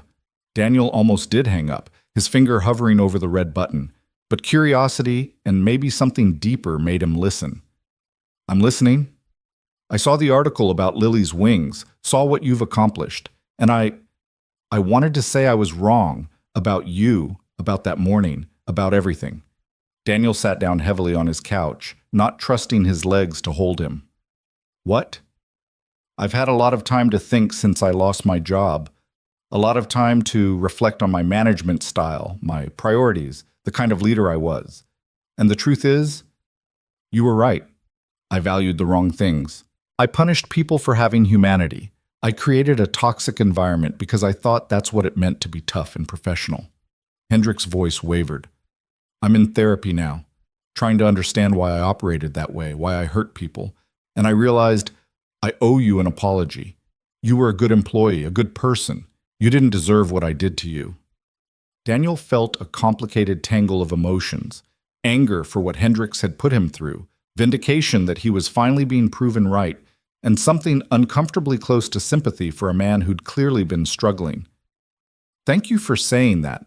It means something. Does it help? Does it make any difference now?" "Honestly, I don't know. I'm in a good place now, better than I was at Freshmart. So, in a weird way, you firing me led to something positive. But it was terrifying at the time, and I'm still angry about how it happened." "You have every right to be angry. I was cruel, unnecessarily cruel." Hendricks paused. "I heard that Claire Whitmore fired me because of you, because of your case. She fired you because of a pattern of behavior that my case exposed. You made that bed, Hendricks. I'm sorry you lost your job, but you earned that outcome." "I know. That's what I'm trying to tell you.